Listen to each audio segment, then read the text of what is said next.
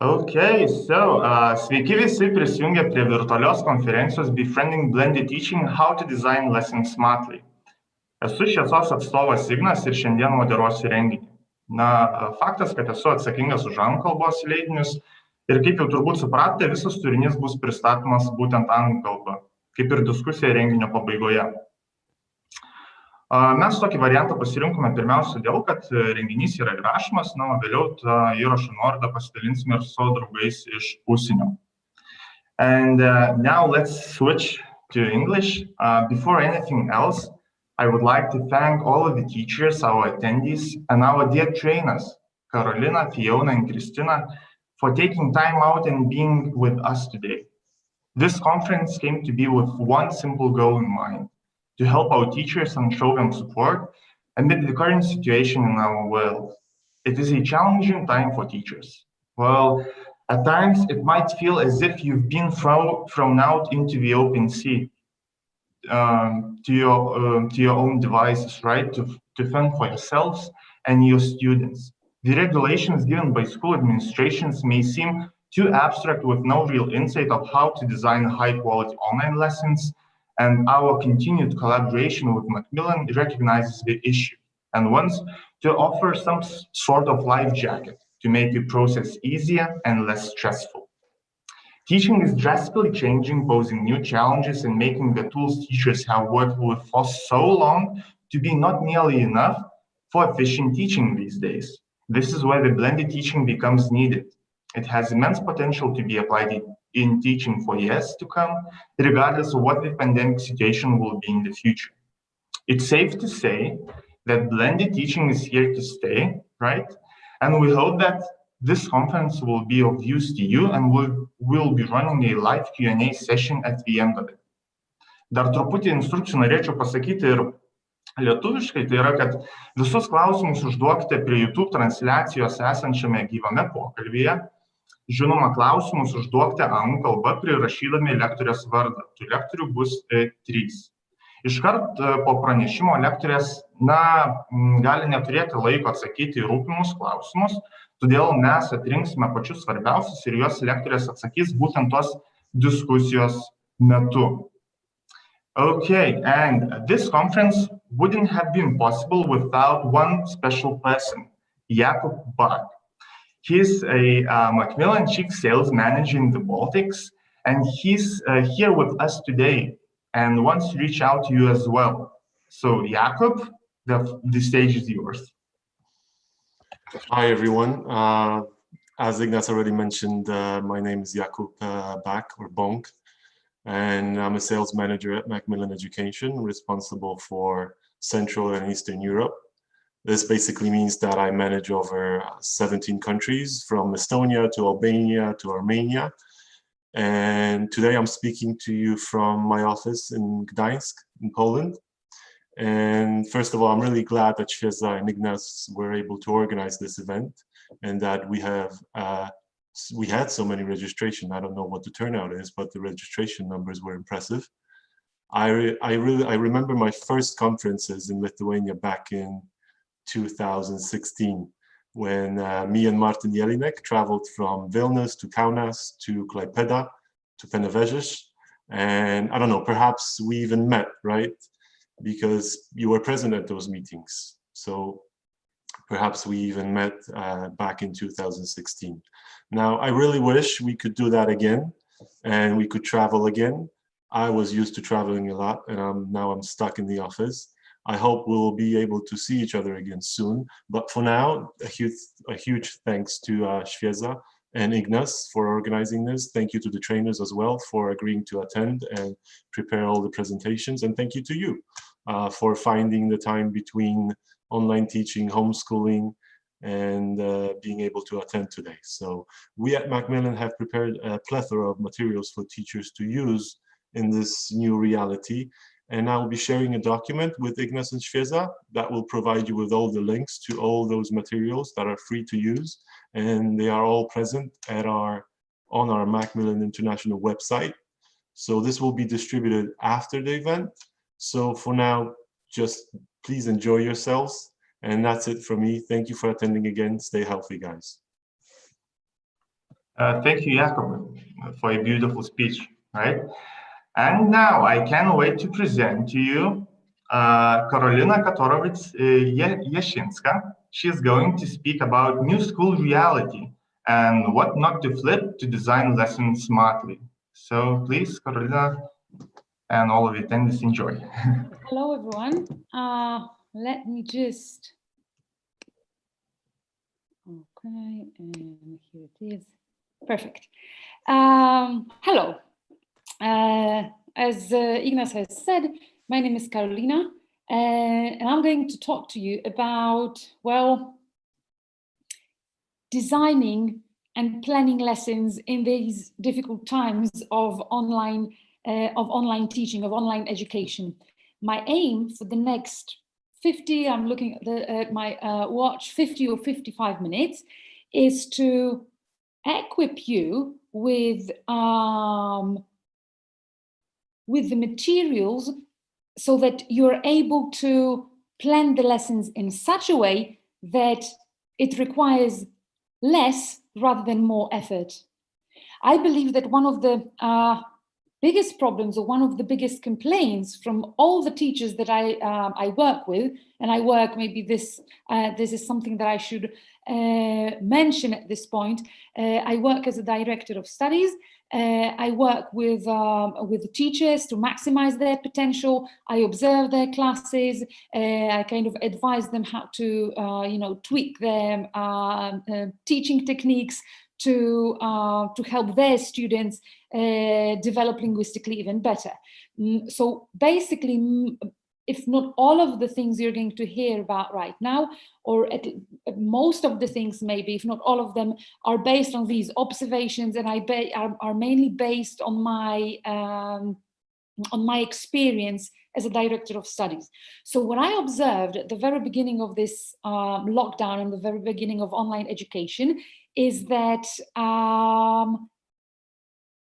apart from the fact that we actually stayed at home, the workload actually doubled, right? Staying at home, not having to go to work and then come home, did not actually mean that we had more time at our hands. It meant just the opposite. It was a never-ending kind of it seemed to be a never-ending work. Okay. I am going to tell you a few things about why that happened, a few most common mistakes that my teachers and the group, the teachers that I work with, I call them my teachers. So I'd like to explain that at the very beginning in case it sounds weird. So I'm going to share them with you the most common mistakes that my teachers make or made at the very beginning, or during the first lockdown and the first wave of online teaching and online education. And like I said at the beginning, my aim for the next hour is to provide you with sufficient measures to make knowledgeable choices and reasonable decisions as to how to design your lessons, how to plan your online teaching so that it does not amount to extra effort, okay? Or it doesn't, so that it doesn't add up to the effort that you have to put into online education. One thing that I'd like to, so what I'm really going to talk about is not so much of distance learning, but distance teaching. And I am perfectly aware of the fact that, at the end of the day, it is the student who is the most important part, or should, in the process of linguistic development. But today, I'm not going to really focus on the student. I'm not going to focus on the process of developing different skills of language subsystems. I am going to focus directly on the teacher and what he or she could or do to make his or her work at least a little bit easier. So the agenda is the following. I will start with some introduction in which, yes, I am going to tell you about some of the basic mistakes or most common mistakes that my teachers used to make at the very beginning of online education.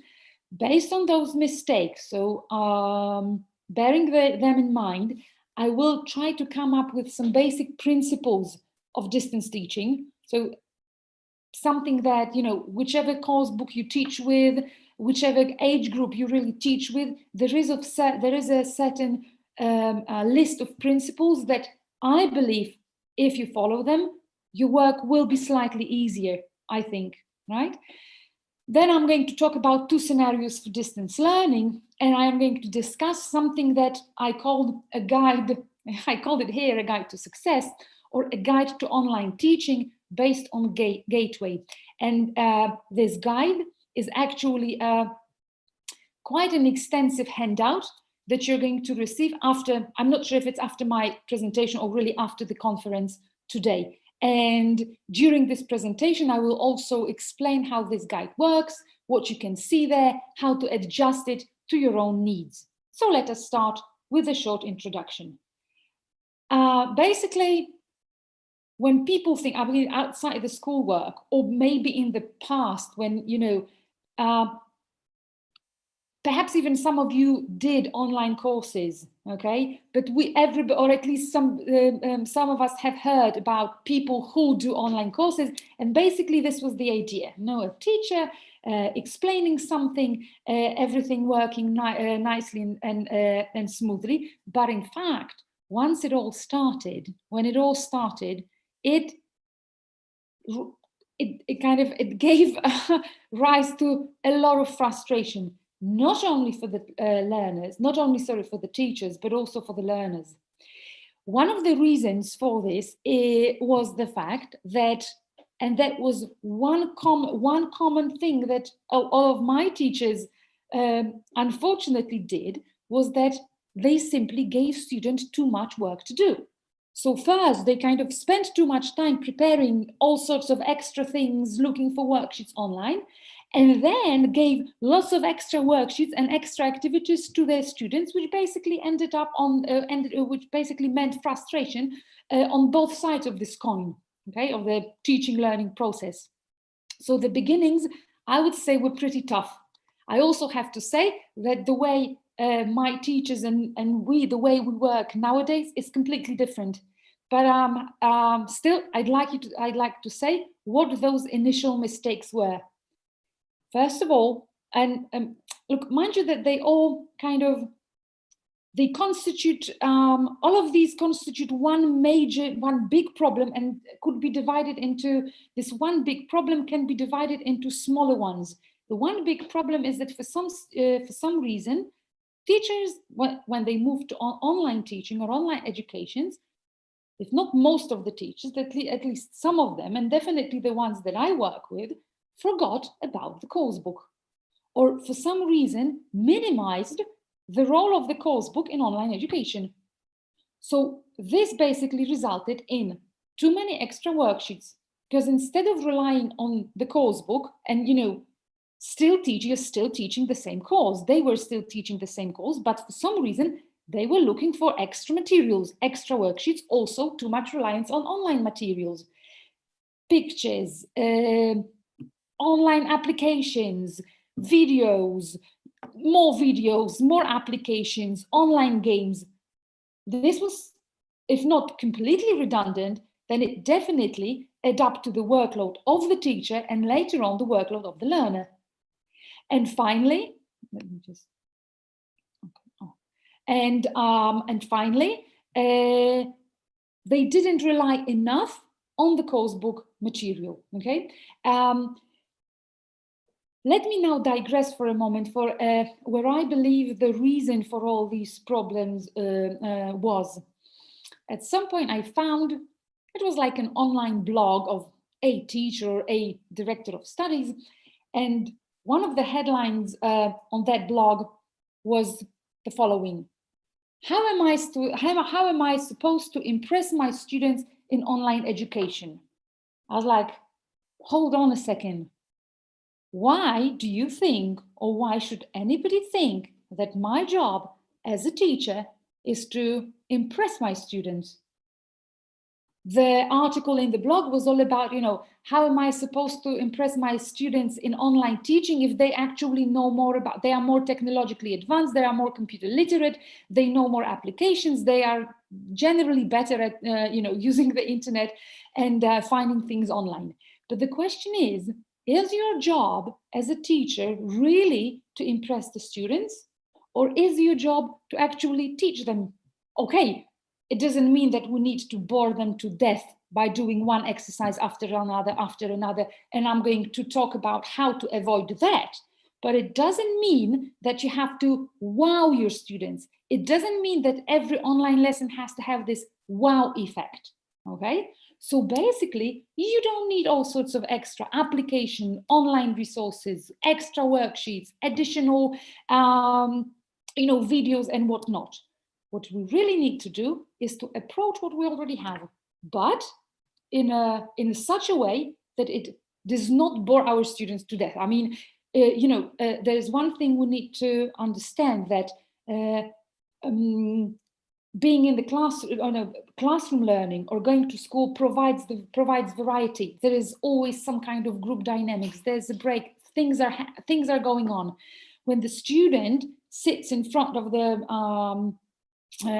the computer for several hours in a row, there is very little variety. So, but I am going to tell you how to provide students with that variety, not necessarily by telling them to do Kahoot or play Quizlet or whatnot. Okay, so with some very basic, easily accessible materials. Okay, so here we are. So basically, my ideas for today will be that in online education, we still stick to the course book. What has to be done, however, is that we need to be selective. Okay, for example, well, I've just told you that doing one exercise after another in the student's book, then in the workbook, is going to be downright boring. Okay, very repetitive. So let's be selective. Let's decide which of these activities should be done and which of them perhaps should be omitted. Okay, now how to decide in a conscious and knowledgeable way what to do and what to omit is one of those tools that I'd like to equip you with today, so that at the end of this session you can make such choices on your own.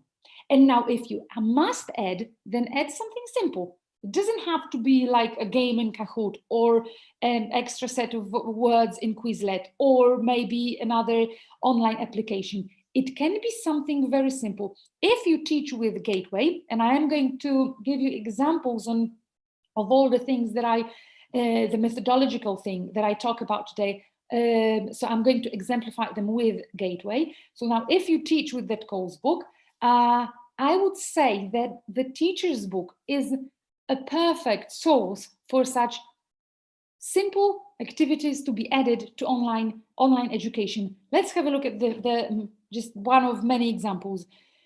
Ask students to write the names of 3 famous people who annoy them and say why using vocabulary from the first, or say using why, and say why using vocabulary from the first lesson and adverbs of frequency. Okay, so clearly there's an extra activity. Students no longer look down and do one activity after another in the book, but they are allowed to interact, to do something, facing the teachers and their peers. Okay, another one, hold a team competition, which is possible because you can divide the students that you see in either Zoom or Teams or Google Classroom into 2 groups. Divide the class into 2 teams and read out definitions of the words from the text. As soon as someone knows the word which you're explaining, they call out the word or raise their hand. And that team gets a point, obviously, if they are able to say what this is, okay? So easily, just with a minor modification, this is a very nice online activity which kind of holds interaction, which puts people together. And at some point today, I will make a claim that if you're thinking what is more important to be done during the online lesson, like a set of activities in the course book or in the workbook, or some kind of interactional group work or pair work, we should definitely go for the second one. Let me give you some other example. This example in the green square actually comes from the guide that you're going to receive. It is also the same rule. So add something simple. You don't need to spend hours looking for extra materials online or preparing extra worksheets. Look at this one. revise phrases and vocabulary from the previous lesson. In order to do so, you might ask students to write 4 or 5 items they can remember in the chat box. Very simple.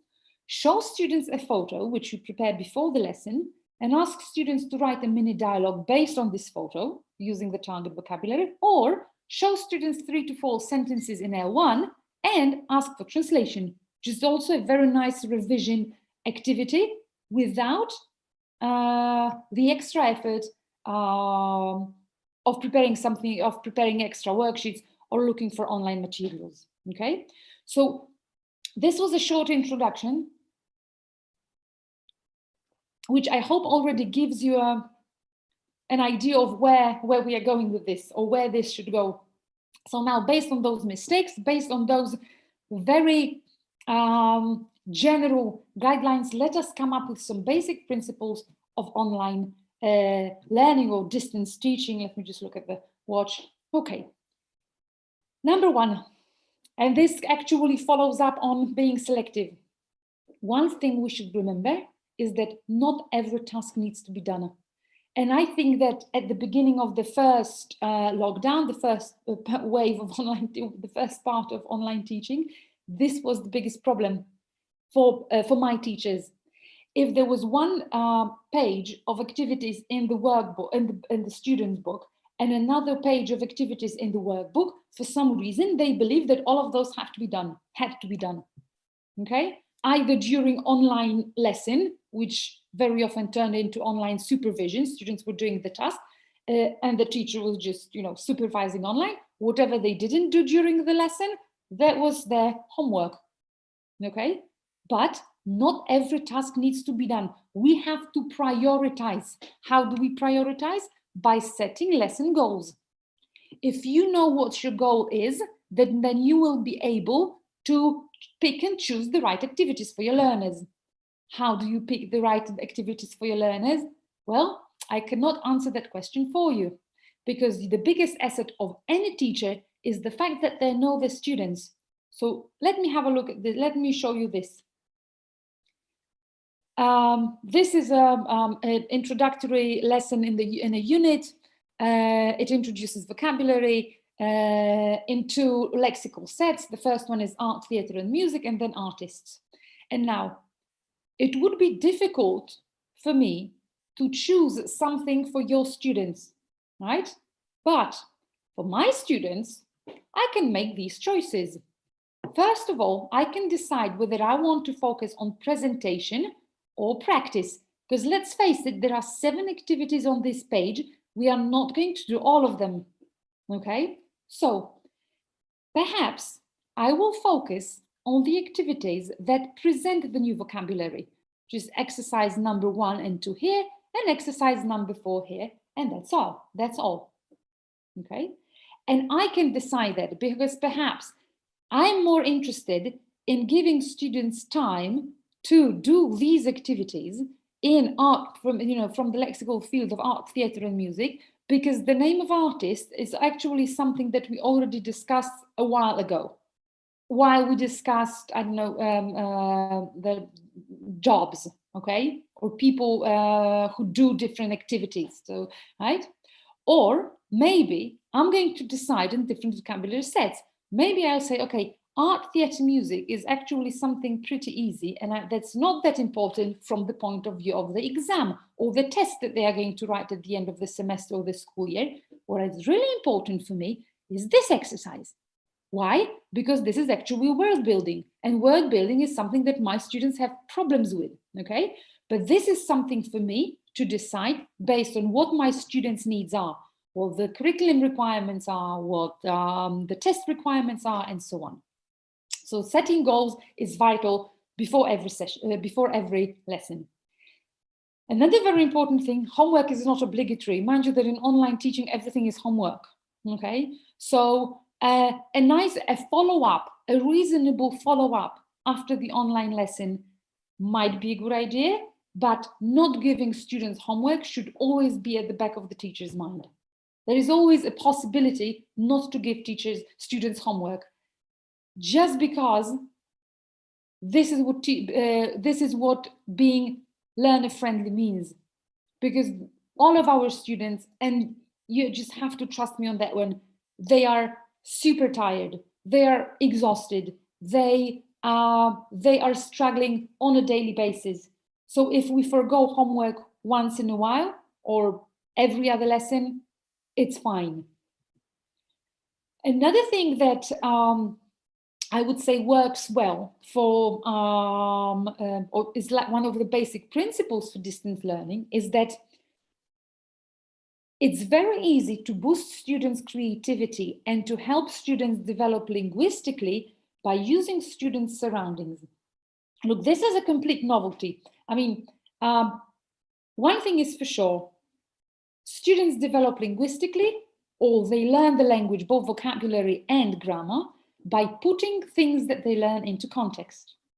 And now this online teaching and online learning creates a completely new situation for us, right? That basically means that we can use the students' personal surroundings and, you know, personal lives, the way they are, the way they function in their private lives, as a tool for developing lexis and grammar. So, for example, the instructions for students might be the following, and it is also taken from the guide you're going to receive after the session. Take a photo of something in your surroundings, your room, your house, parents, personal items, etc. Write 4 to 5 sentences about this photo with the grammar structure from the lesson. And again, it does not require much effort from the teacher. You don't need to make an extra worksheet. Okay, this is a very this is something that you would not normally be able to do in the classroom. Speaking of being learner-friendly, I remember the beginnings of online education. That was in Poland, and suddenly all the teachers were like, how am I going to give them tests? How am I going to do the quizzes? What if I give my students the test? They turn off their cameras and they start cheating, or they start writing, you know, from one another, or they start, I don't know, texting each other for the right answers. And I'm like, so what will happen if they write a test together? The aim of the test is not really to prove students how little they know, but just to give them yet another opportunity to revise, isn't it? So if my students pair up or group in order to write my test, it's fine for me. I'm the kind of a teacher who likes giving very good marks. So maybe it's just me, but this is one of the, okay, how about this? How about just giving students a test to write at home without any supervision, without any online supervision? I used to do it still when I was, you know, when I was teaching in a regular school, you know, going to the classroom. Instead of doing tests in the school, I used to give my students tests to do at home. There was just one rule: they cannot ask other people. They can use the book, they can use the course book, right? So what? They would still get, not everybody would get a 5, right? They were 4s and 5s, so which is the second and the third best mark in Polish, on the Polish scale.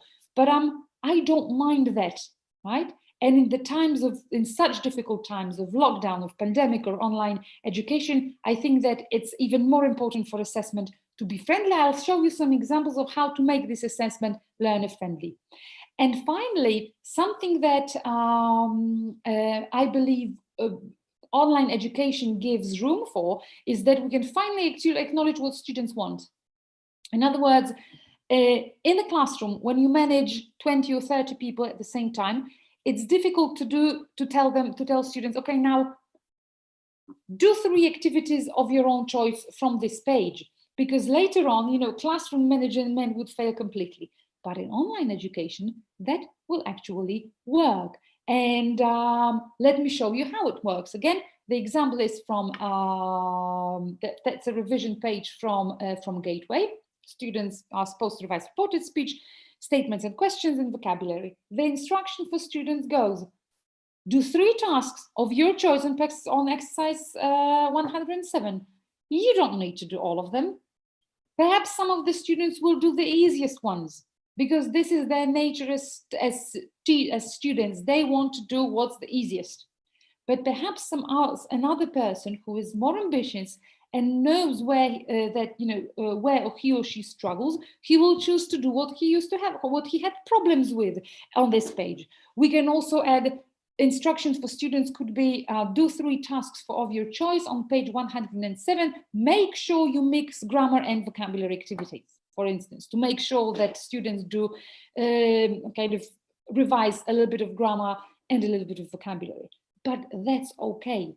We are working and we are teaching in completely new times. Giving students a choice is fine for me. And the last exercise the last principle for distance teaching is something that I've heard at my son's school when we were preparing as parents for online education. One of the teachers in that school said, remember, doing a task is not learning. If you ask students to do 7 activities on the page from the student's book, and another 6 activities from the workbook, it still doesn't mean that they have learned anything. Okay, it's better to narrow down the number of activities to 3, but make sure that students actually think, do something extra than just ticking. Use those new words and structures in context. And I'm going to show you in a moment how that actually works. And I am going to show you how these principles work in 2 different scenarios for distance teaching. Distance learning, distance teaching, like I said, everything, everywhere here in my presentation, you will only find distance teaching because, like I said, I'm talking about teachers today, and the teachers, so to speak, well-being to a certain extent. Now, there are 2 options which you are probably familiar with. The first one is called asynchronous, which means that there are no video connections. What you do is just send the instructions for individual study. And right now that we have developed different methods and techniques, and now that we have got used to online teaching, I believe that asynchronous teaching is not so popular anymore. It was, however, at the beginning of online learning. So I'm pretty sure that if not all of you, then most of you actually teach in that synchronous way, with real-time lessons, when students just log into Zoom, Classroom, Google Classroom, Microsoft Teams, or whichever tool you have. And this is followed by some online, so these online sessions are followed by individual work. There is, however, one area where the asynchronous learning has got a lot of potential. I would say that there are still a number of, maybe rural areas, maybe underprivileged families in which there are 3 kids and only 1 computer. In cases like this, I would say for such students, asynchronous learning is basically the only way they can do any schoolwork. Okay, so that's why although I am aware of the fact that most of us are now working in this synchronous way, I still decided to include that asynchronous option because, well, life writes different scenarios for us. You never know what kind of students you're going to have in the nearest future. Let us start with the first one then, asynchronous learning. How to go about it? Three most important things is, first of all, pick and choose. It's absolutely impossible to do everything. And that's for sure. So being selective, choosing the activities for our learners, setting the lesson goals, okay? We should focus on the core. If I decide that my aim for this particular lesson is to introduce present simple, then let me choose these activities or those activities from the book that are my core. That means the activities that actually introduce present simple, for instance.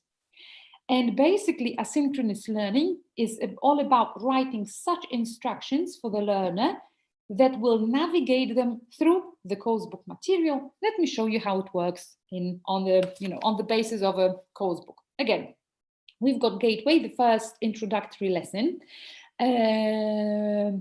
here. Now, how do we do that?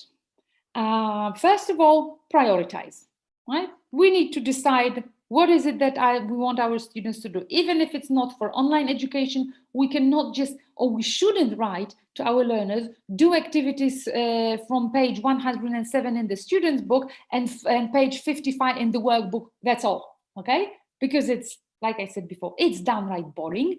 There is no variety. Students feel, I would say that this gives students the feeling of being left alone completely, okay? So we still need to prioritize and focus on something. So again, you can either choose the presentation activities, and let's have a look here. For instance, parents work with a partner.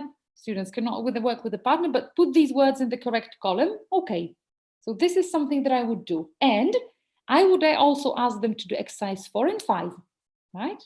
And then at the end, just to provide some variety, I would add one of the activities which relies on more than just ticking and crossing and matching. So this is what I would choose. I would choose one listening, right?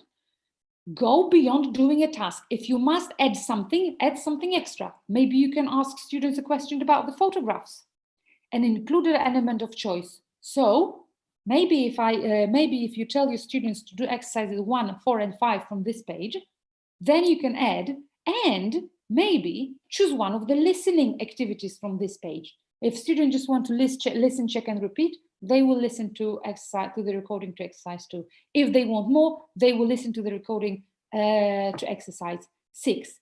And now, how is this done in the Gateway Guide for Distance Learning? In the first option, asynchronous learning. Let me first maybe digress here or introduce this handout to you, something that you will receive. Basically, the guide is nothing else but a bunch of generic instructions that in this asynchronous option can be sent out to your students. Due to the fact that Gateway is organized in every unit in Gateway is organized in the same or according to the same language systems and skills, I was able to provide you with a template for each of these lessons. So there's a template for vocabulary lesson. There is another template for reading lesson and grammar and context and developing vocabulary and so on. And first, I'd like to show you how this template works for asynchronous learning. So in asynchronous learning, that is the one that you only send instructions to your learners, comes in the following way. Lesson aim, to introduce new vocabulary. This is obviously something that I've done for you. This usually in every lesson scenario, every lesson plan, you do write the lesson aim. However, what comes under it, the obligatory tasks this is something that you might already think about and change. I wrote here all tasks from the student's book, introducing new vocabulary, some of the vocabulary presentation. But maybe this is a moment when you could think about your students. In other words, the obligatory task is the minimum core, right? The minimum core that every student should do. And then your task is to you receive a template, and it says as follows: send the following instruction to your students. This is an instruction to you. Remember to complete the pages in the number of the task, which are all marked in red lines. So, and here what you send to the students comes here from this moment, what to prepare before the lesson. So prepare students' book, workbook, and notebook. And here comes the list of instructions. What do I do and where to find it? Number 1, look at the photos on page something. You can, because this is, like I said, for every single vocabulary lesson in the book. Can you name at least 5 items you can see in these pictures? Do tasks this and this and that on page something. This is for you to be filled in before you send them to the teachers. Now, exercise 1 and then exercise 3, mind you, provide some kind of deviation from the, doing one task after another, because just doing the activities in the book is not learning. So I suggested the following: create a mind map for the new words, or write the new words in the notebook. Then I added something else. Listen to the activity, do the listening activity number something on page. This also gives you the recording. And then do 3 tasks of your choice on page something in the workbook, right? So mind you, all of the principles for online teaching are actually there. There is element of choice. We do talk about, what's the, we focus on the core. We do think about the lesson. Now, let me show you some other principles, how they work in this particular guide. Let students choose and make use of the student's surroundings. This is a grammar in context lesson. I'm not sure how many of you actually use Gateway, but look at this. Now there's present simple and present continuous, 2 activities. And then you go to grammar reference. So these are for grammar presentation and then grammar practice. Now then number 3 is again grammar presentation with grammar reference on a different page, and then again grammar practice. So how to let students choose and make the use of the surroundings? Here you are. Again, the lesson name is grammar presentation and practice, obligatory task, a grammar presentation activity, grammar reference. This is again for you to revise. Perhaps you would like to include something else here, but this is, mind you, it's just for you. You don't really send it to the learner. What you send to the learner starts here, what to prepare before the lesson, and then what do I do? Do tasks 1A, 2A, 3A, and so on. So the grammar presentation activities. Then go to grammar reference on page something. Then do tasks, and which tasks should be done. If necessary, go to grammar reference again, because this is where you find more explanation. And again, do 3 tasks of your choice. Do 3 tasks of your choice in the workbook. Now, and again, what comes here is the idea for assessment. It's the one that that I already quoted today. Take a photo of something in your surroundings, your room, house, parents, personal items, etc. It should be etc. Sorry, misspelled word. Sorry. Write 4 to 5 sentences about this photo with the grammar structure from the lesson, and send the sentences to me by, I don't know, Friday the 20th at the latest. This is the instruction for students. Just right, and this is idea for assessment. It doesn't have to be a test. It's enough for the learner to do something, I would say, so that he or she presents something that, something that they did well. They can choose. Okay, this is something. Sorry, I lost track here. What I wanted to say is that with an activity like this, the assessment becomes learner friendly, because we give students other opportunities to show the results of the learning other than a test or a quiz. This is what I wanted to say. Sorry. Okay, more examples. The next the next activity, the next example is a page with developing speaking. Right now, some of our principles were: add something simple, make assessment learner friendly. So, at the same look, obligatory task, lesson names.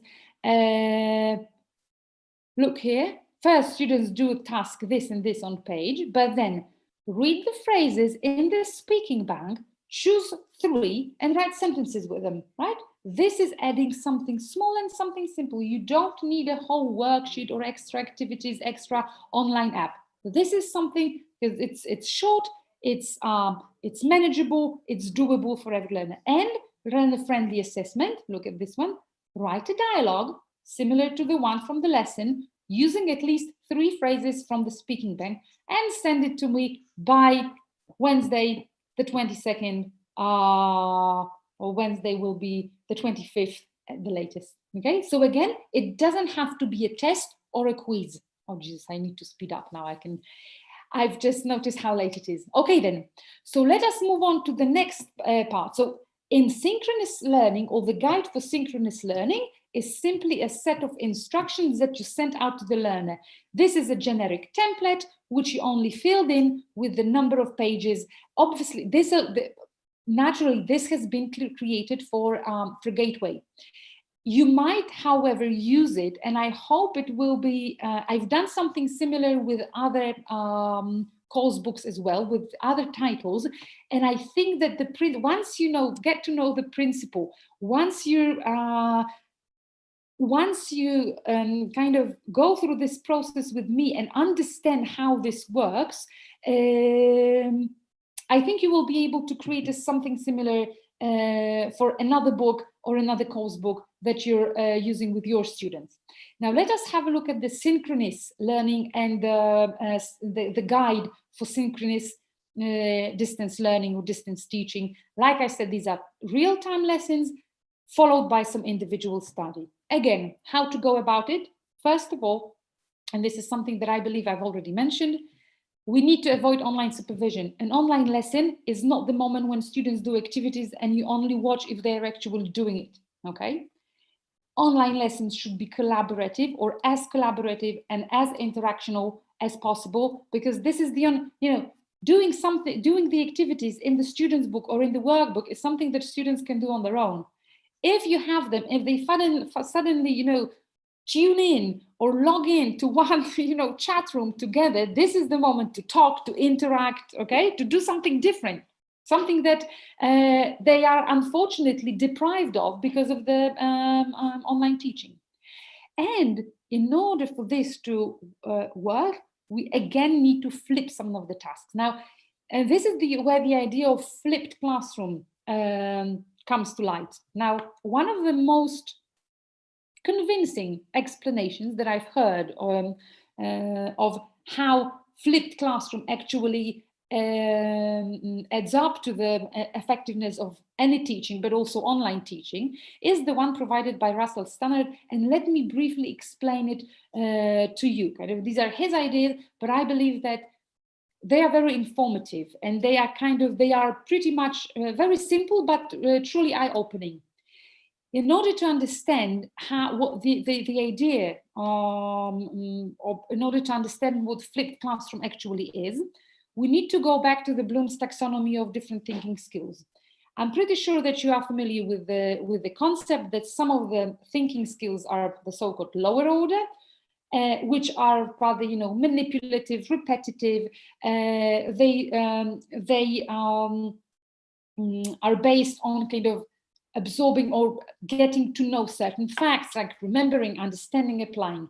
Then on top of that are higher order thinking skills. So the activities, all of the activities that actually make you think, that make you interact with others, create, analyze different sources, they definitely require a lot more processing from the learner, okay?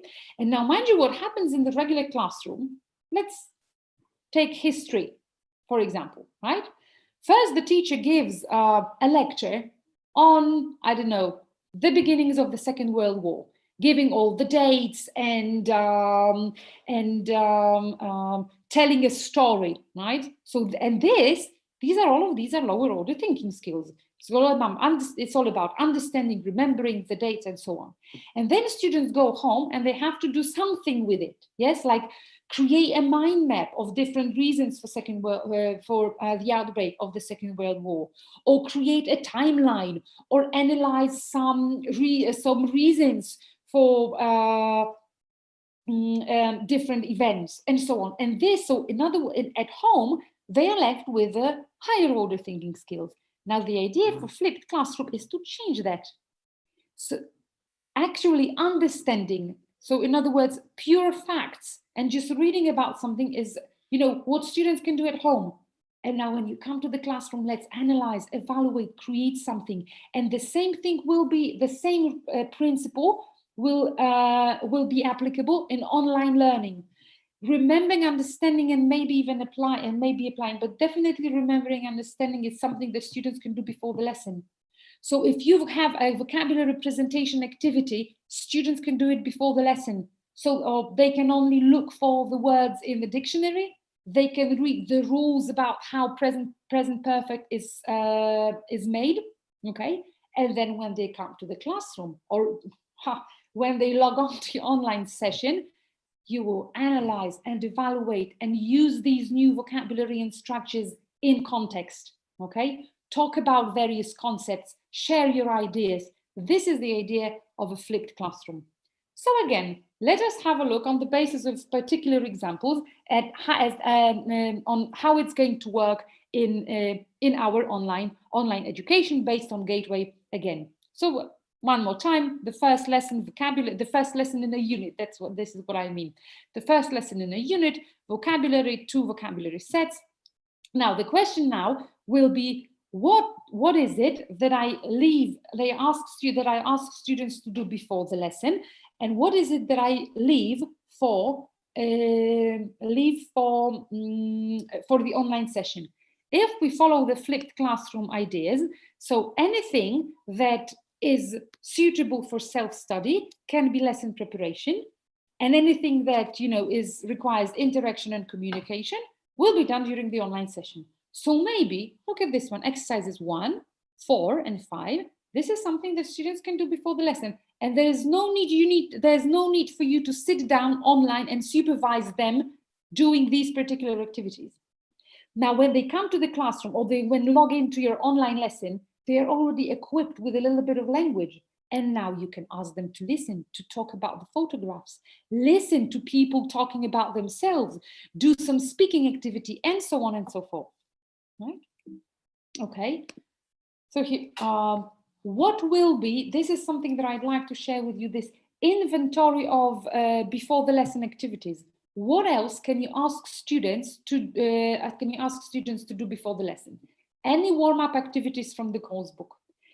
Vocabulary and grammar presentation, that's what it looks like in Gateway. If the grammar lesson begins with matching the rules with the examples and reading bits and pieces of grammar reference, such as the grammar explanations, they can do it on their own before the lesson.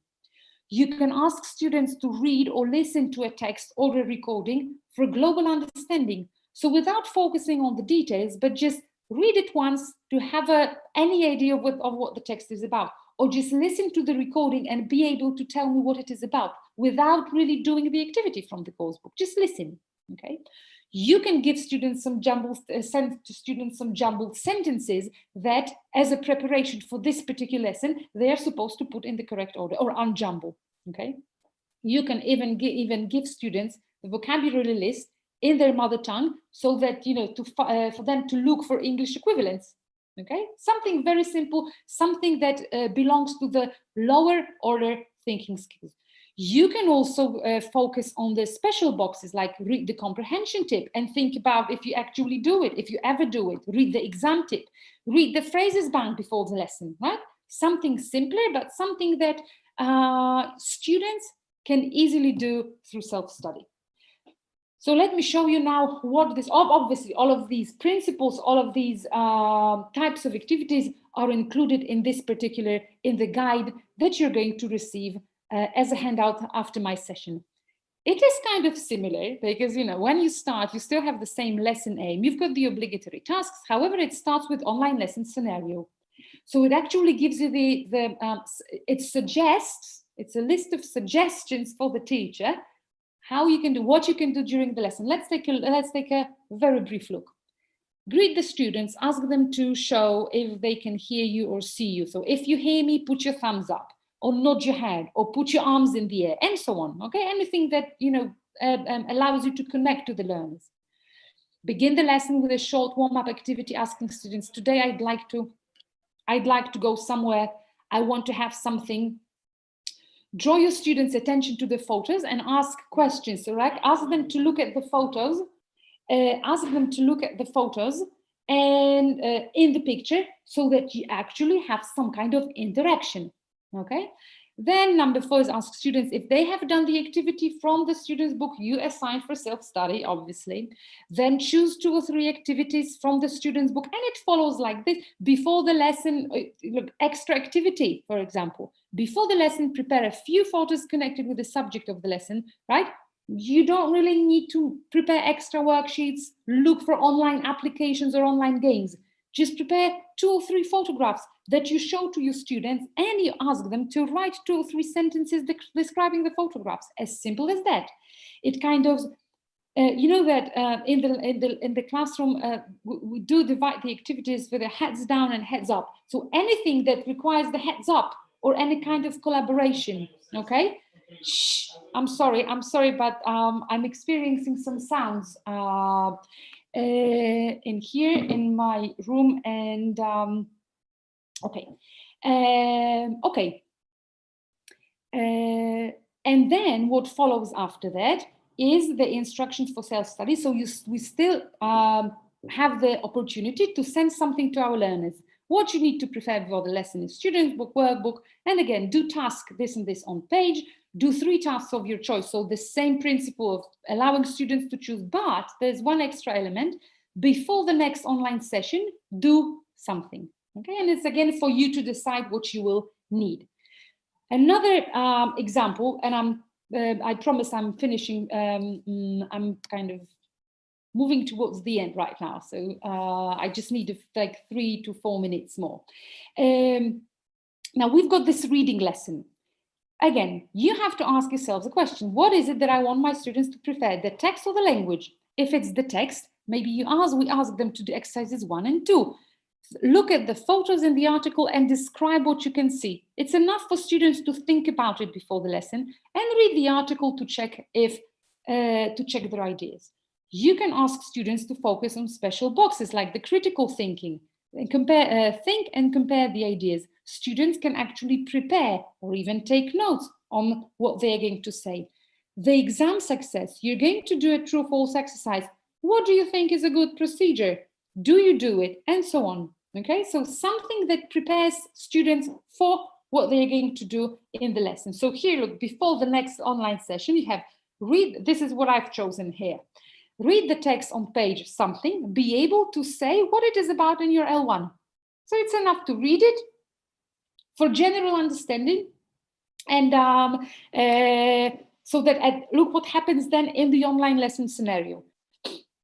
You greet the students, you say, you ask students, say 2 or 3 sentences or write that in the chat box using the vocabulary from the previous lesson so that we revise the material from previous lessons. We've got check the activity from the reading lesson. You ask them to do as a preparation, which is the one, which is the one you can see here on the top of the slide, and the lesson scenario continues in the same way. Now, other elements that I'd like to draw your attention to, again, the rules in this online, in this synchronous teaching guide is the same. So we've got different activities for different ideas for assessment, for friendly assessment. This one is actually pretty good. Look at it. Take a photo of 2 activities that you have completed and send it to me by next Friday, and you introduce the date. Mind you that the student here, it's not only you show them that they will be evaluated in a different way than just a test or a quiz, but you allow them to show it to you what they are really good at, okay? What is it that you want me to assess you? Which part of your work do you think is the best? How do you want to be assessed? So this is extremely learner-friendly, I would say. And then before the next lesson, look what happens. Watch the flipped classroom video, do some tasks on page this and that, and then read grammar reference. And if you're using Gateway, and again, I don't know how many of you actually do, all the grammar in context lesson, or most of them are supplemented with flipped classroom grammar presentation video, right? Which is absolutely great for students to watch before the lesson. And then the rules will be the same. Make use of student surroundings, engage students in interaction, and focus on the exam. So we can ask students to read this text, refer them to page 145. Also, this might be done before the lesson, right? What I'm trying to show you is that there are plenty of minor things in this course book, and perhaps there are also in the course book that you're using, if it's not this one, that are huge potential for online classes, that you don't need to do one exercise after another from the book, from the student's book, and from the course book. Or from the workbook. And again, grammar in context starts with the following: greet your students, revise structures, ask students how well they understood grammar explanations they were supposed to read, choose 3 or 2 activities, and important number 5, ask your students to write 2 sentences with the new structure, with information about lives, hobbies, and so on, which they would like to other students to know. We might change this one into it's somewhere there in one of the lessons in the guide. We might change this one into a game, write one sentence that is true and 1 sentence that is false. Students read it out, and the other students have to guess if it's actually true or not, okay? So again, this is the lesson. After the lesson, you send the students the instructions for self-study, and this continues like this in exactly the same way. So just one sentence of summary. I hope that things, like I said, you will receive both guidelines or both guides, the gateway guides to both synchronous and asynchronous teaching.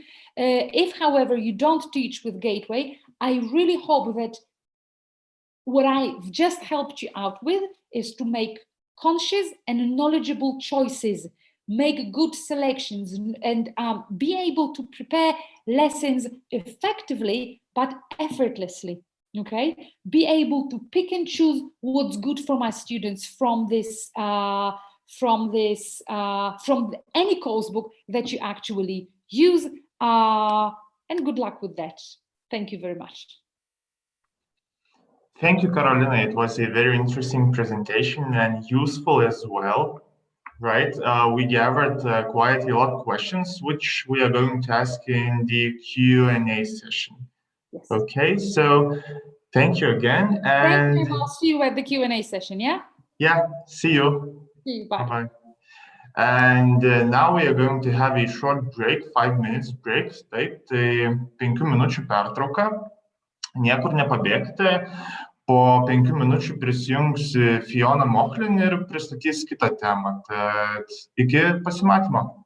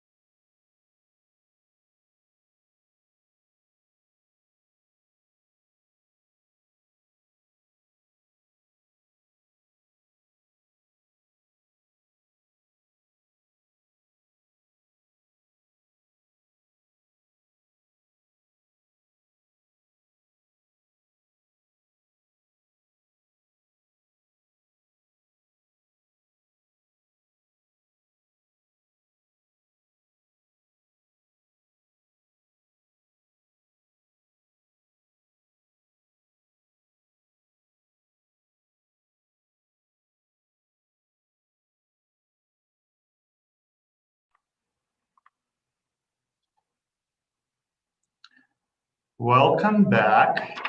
Right, so now we are about to start the second part of our conference, and you are going to listen to another true expert in the field of education, Fiona Maclin. She will be speaking about making your vocabulary teaching accessible to all your students. Okay, so Fiona, you may take your time. Thank you. Thank you. Hiya. I just realized I've got the wrong name on screen, so I'll change that for a moment. I'm going to be talking about vocabulary, learning vocabulary, teaching vocabulary. A lot of it will be about learner-generated vocabulary. So not necessarily a sort of a set of items that you want to teach beforehand, more related to a topic. And as you know, learner-centered is the way to go. It's far more effective for the memory, and it's far more effective at engaging the students. I will share my slides with you. I hope you can see that all right. One moment. Zoom to wake up. There we go. Lots of bright colors for you. You should be seeing these colors quite a lot the way through this. When we're training as teachers, and in a lot of the resource books that you find about teaching vocabulary, teaching lexis, we tend to encounter these aspects mostly. You'll find activities for memorization. There's a lot of pronunciation activities, focus on pronunciation of word stress, etc. We have techniques, whatever, for testing vocabulary, for practice presentation, and all the other things that you can see on the screen there. Recycling, which is extremely important. And review could potentially come into some of these activities that I'm going to do with you today. And also, of course, personalization. And that's where I tend to head, should we say, with my vocabulary activities. Sometimes I can anticipate the kind of vocabulary that will come up. Other times I can't, but that's kind of part of the thing, so that they can expand their vocabularies. And the bigger, should we say, the more expansive their vocabularies are, and the more the students feel a sense of ownership for that vocabulary, the more likely they are to remember it, more likely they are to store it in their minds and maybe even use it sometime. Having studied all these things, or having done your training with all these aspects, then you go into the classroom, and it's day one, and these 5 walk into your classroom, all right? And you suddenly realize you're not really prepared very well for them from all those resource books and all that teaching practice and all those articles that you've read. We have David, who's colorblind. We have Earl, who's sight impaired. We have Dennis, who's hard of hearing. Gaylan, who's multilingual. Increasing number of those in the classroom, which bring in different cognitive processes and cognitive capacity as well to the classroom. And we have Iggy, who's the perpetual teenager. Could be a real teenager, could be just one of those adults. When I say sight impaired, by the way, I'm not referring to completely blind. That is a completely special skill set, separate from what I'm talking about. Sight impaired could be somebody my age, once we get to the age of wearing glasses. There is an age, you may be too young to know this yet, there is an age at which we do not like to admit our sight is going. Quite a few of those people may be in your classes if you teach adults. And you want to be aware of that fact. Also children who perhaps should be wearing glasses and don't want to in front of their friends. Fortunately, wearing glasses is more cool nowadays than it used to be, but still. There may be some teenagers as well who are not happy about wearing their glasses in front of friends. The start of sight problems, all of these things. So basically, we're going to look at some techniques, excuse me, that you can incorporate into all of your classes so that all of these kind of students are catered for without you necessarily kind of indicating that we're doing this because Dennis can't hear very well. We're doing this because David actually has got no idea what color things are. Okay, so Of course, on top of that, we have these other three who wander in, but I'm not going to give any special attention to them. There's Andy, the senior, and there's an increasing number of seniors in our classes as well. There's Gordon, everybody knows Gordon. He didn't bother to bring his pen, his book, he didn't bring anything. And Stuart, who's the dyslexic. The reason I'm not going to go into much detail on these, if any detail, is because seniors is really a lot of memorizing, a lot of repetition, it's almost like going back to the younger age. The memory, I don't think that older people are kind of losing their memory capacity. I think it's just full. So you just need to work more memory activities. Gordon is the same. If you can get the stuff to stay in his head, then when he does bring his notebook and pen, you can get it to him to write it down. He can write it down at home, but he should have no excuse in future lessons saying, oh, I didn't bring my book that day. Well, tough. We did enough work for you to have remembered the vocabulary. And as for Stuart, that's a very specialized area. There are some sort of rules of thumb would be use as many different modes of teaching as possible with your dyslexic students. Don't clutter the page. If you're doing vocabulary, don't have too many other things on the page. Do a lot of sound and a lot of recording. Allow them to record everything rather than voice record everything rather than necessarily write everything down. But that is a much more specialist area, and really in 55 minutes, so we can't do miracles. Yeah, something is better than nothing. That is my rule in life. Now, here's an activity for you. I can't actually see you, and I was hoping for a chat box, but I haven't got one. So you're going to have to do this by yourself, and I shall imagine that you're doing it. This is a memory game, okay? Now, if you're using memory games, or if you want to do a memory game, picture, memorize, take it away, ask them to describe what they saw, that kind of thing. Color is, unfortunately, the best way to go. Or I say unfortunately for the colorblind person, but I'll show you what you can do with it in a moment. Color is the best way to go for memory because color effectively saturates your attention, and your attention is what translates into memory. It's about 80% of your attention when you look at something. Approximately 80% of your attention is taken by color. So if I were standing in a large auditorium now, facing all of you, I'm not quite sure how many of you there are, but let's imagine there's about 500 people. There'll be a lot of people wearing navy blue and grey and black and brown, and there'll be a few people wearing colours like bright orange, and there might be bright pink, and there might be bright yellow, and somebody with a nice green thing with flowers on, you know. As the speaker at the front of the room, when I come out at the end of the session, I would be able to tell Jakub, my Macmillan companion, exactly where the person in pink was sitting in that huge sea of people. And I'd be able to tell him where the person in orange was and the person in yellow. But I probably wouldn't remember if somebody who was in grey was wearing grey or blue or brown or beige, because that doesn't stick in the mind. It's the stronger colours.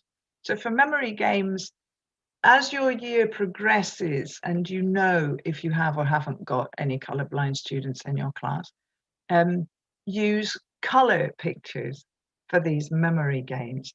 Brighter colours will help a lot. They'll help fix the activity. If you fix the activity, then you fix the vocabulary items in what's called the episodic memory, because we have three kinds of memory. We have the declarative, and we have the procedural, and we have the episodic. The declarative memory is the memory that tells you what the capital of Poland is, or what the capital, or how many, can you name all the states in the United States? What's the capital of Canada? Where is Burkina Faso? These kind of things. That's declarative memory, the memory of facts. Procedural is how to do things. When you were very little and you were learning to write, you didn't pick up your pen or pencil correctly. You had to think about it. You probably held it like this. And you probably started by drawing the letters that you now write. Nowadays, you pick up a pen or pencil and you write. You don't have to go through all those stages. Cooking your favorite recipes the same, driving a car is the same. That's procedural, all right? Cleaning your teeth.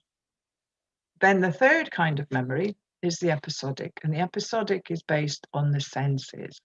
The episodic memory functions through the center of the brain, through the amygdala, the caudate nucleus, the limbic system. And it is triggered by the senses, and your attention is drawn by senses. If you want somebody's attention in class, as you know, you can either wave your hands, you can snap your fingers, etc. That's the senses, obviously. And from the brain's point of view, there are 6 senses. The 6th sense being the perception of movement. However, and I'm going off on a digression here, I'm going to almost not remember what I was going to say. The episodic memory is the one that gets ignored to an extent in the language classroom. We tend to focus more on the declarative. What is this? How do you say that? Etc. That's the declarative. You know, this is a, this is a, touch your shell. Don't know if you see that. That would be declarative. Of course, procedural as well, how they do things. You know, just the whole functioning of how to do a gap fill, etc. We also rely on the declarative and the procedural when we say, okay, we need to complete the sentence with the present perfect, that kind of thing. If we can bring in the episodic memory as well, then that gives us the 3rd layer of memory activation, and that gives us good learning practice. Because obviously a lot of language learning, particularly vocabulary, grammar is more procedural, but vocabulary is definitely enhanced by having this kind of 3-layer approach to your teaching. So what I would do with this, and obviously this is the sense of sound, of sight, is I would ask students to memorize the picture for, in the classroom, possibly a minute. I am actually going to ask you to do this. So if you're watching this right now, you might need a little notebook and pen and see what you can remember. Test yourself. Testing yourself is always good. That's why we play those games on Facebook. Have a look at the picture. Memorize as much detail as you can about the 4 girls. Ignore the background. The 4 girls, because in a moment you're going to write sentences comparing them. Please don't write the sentences yet. All right, have a look. Have a look. Have a look. As I say, in the classroom, 2 minutes. Not for you, I'm afraid. Ping.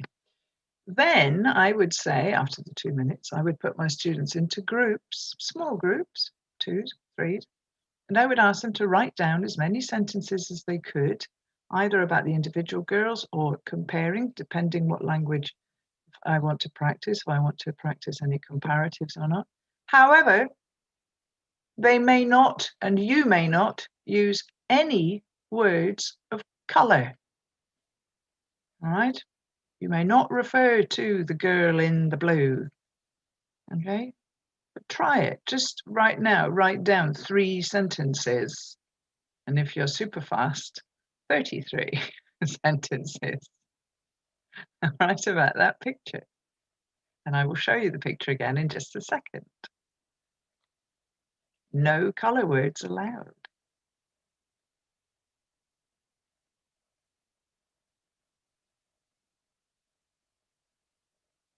Okay, and while I'm here, I'll just say that ELT Pics, if you Google Flickr ELT Pics, you will find that picture resource. It was created by English teachers around the world for English teachers. And it's all organized. If you go into the albums bit of the Flickr page, you'll find it's all organized according to very English teachery kind of categories like prepositions or animals, phrasal verbs. Okay, so have a look at that. That's where I got the photos for this presentation. Sorry, talking too quick. Here you go. There's the picture again. And now we can check it without the color, and we can see where we write the biggest smile, the longest hair, the biggest earrings, the tallest girl, etc. All right, even the widest nose you could possibly do.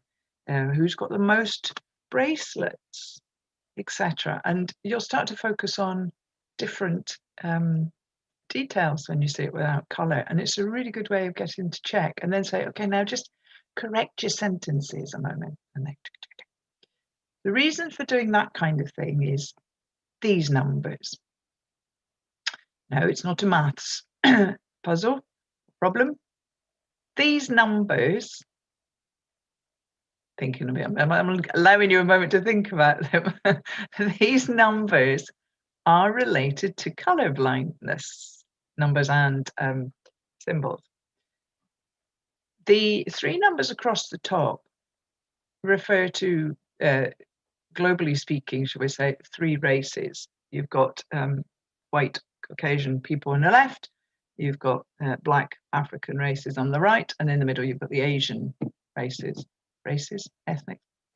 1 in 12 Caucasian boys has some kind of color blindness. 1 in 17 Asian boys, and 1 in 20 black or African, Afro-American, whatever, boys has color blindness. I suspect in your teaching context, you're at the left-hand end of that. 1 in 12 boys. So if you work in a boys' school, or perhaps predominantly boys in your classes, you've got 1, 2, maybe even 3 colorblind boys in there. So it is very much something to bear in mind. The XX refers to the fact that although there are 3 basic types of color blindness, one of them does not exist in the XX chromosome people.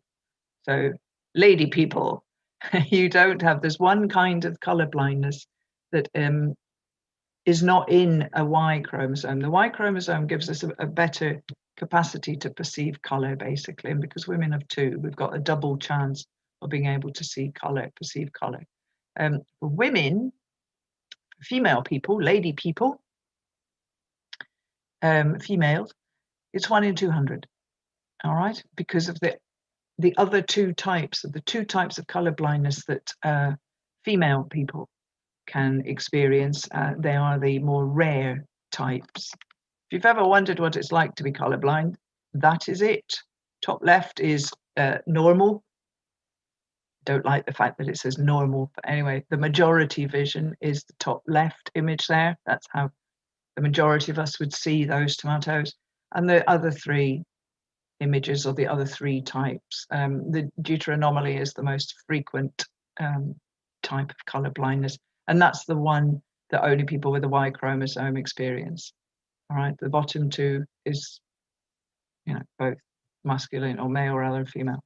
Okay, now you can see the issues that somebody with protanopia might have with color pictures, tritanopia as well, in fact, all of them. So this is why it's something to bear in mind because we do live in a very visual period in history.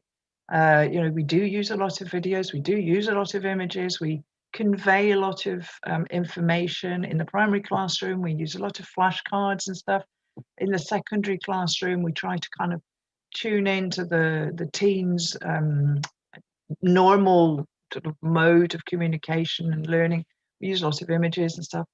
So it's very, very, very worth bearing that in mind. Even in the color of fonts that you use, if you use PowerPoint, and I must admit, in word clouds, I'm usually careful with word clouds, but I don't always remember with headings and stuff on presentations, which isn't great. Also, if you have a look, you get these kind of pictures. This is from a Macmillan book, and I can't remember offhand which one it is, but sorry. This is the typical exam preparation image for the children's exams, flyers and movers and so on. And of course, they often rely on color, which is really quite difficult, shall we say, for children, or for some children. So at the beginning of the year, you're unlikely to know if you've got colorblind children in the class, teenagers, if it's, I mean, this picture's not appropriate for them, but at the beginning of the year, you won't know if you've got colorblind kids in the class. So when you're preparing this kind of activity, I wouldn't just sort of pile in and say, right, listen, what color is the chair on the left? Where is the, I don't know, which is the red chair? Color-based questions. When you're preparing your activities, particularly at the beginning of the year, put your pictures, scan them, take a photo of them, whatever, put them into Word or put them into PowerPoint, double click on the image, and you can remove the color. It's a very simple thing to do.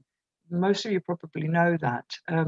If you double click or right click on the image, you get corrections and you get color filters at the top in the toolbar. Take out the color, prepare any questions that you're going to use with your classes like that. Now I can say, if I want to work on, can't work on color obviously, but if I want to work on the vocabulary in that picture, I don't start asking about the red chair and the blue chair. I then, it's just a way of training your brain to say the chair on the left, the chair on the right, and not say what color is the bag. Just say, where is the bag? Look at the color, look at the jumper on the bed. Do you remember what color that was? There's no way that looks yellow now, you see? So take away the color when you're preparing. And if you're like me and you do give presentations and you give PowerPoint, you use PowerPoint, try to remember, which I don't always. Or any of these things where you're going to use color. For example, reward systems. If you're with primary, you may have a reward system, particularly at the moment, if you're in the COVID classroom. I'm not quite sure of your situation, your circumstance, but in the COVID classroom, of course, we need at the moment to make children feel even safer than usual. So motivation by reward system is really highly recommendable at the moment.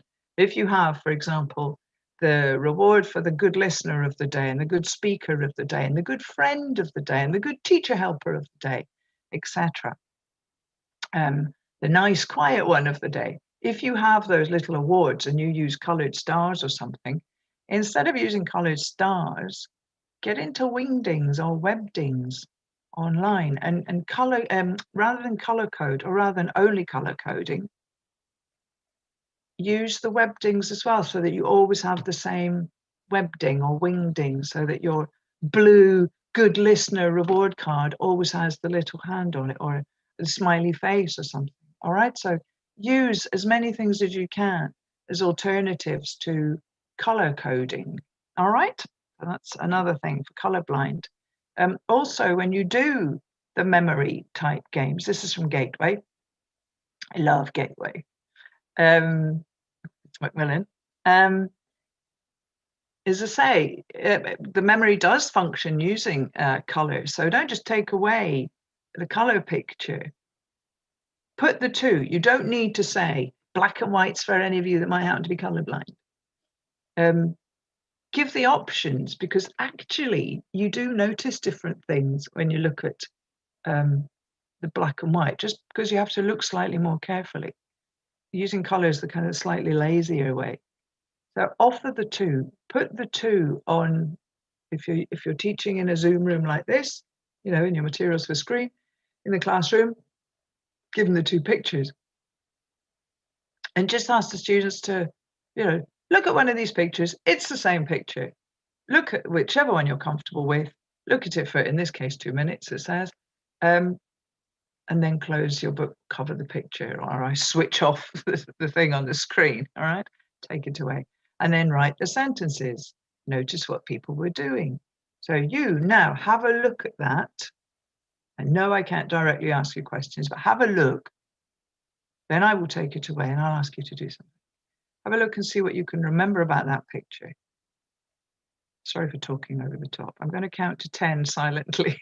Have a look and see what details you can remember.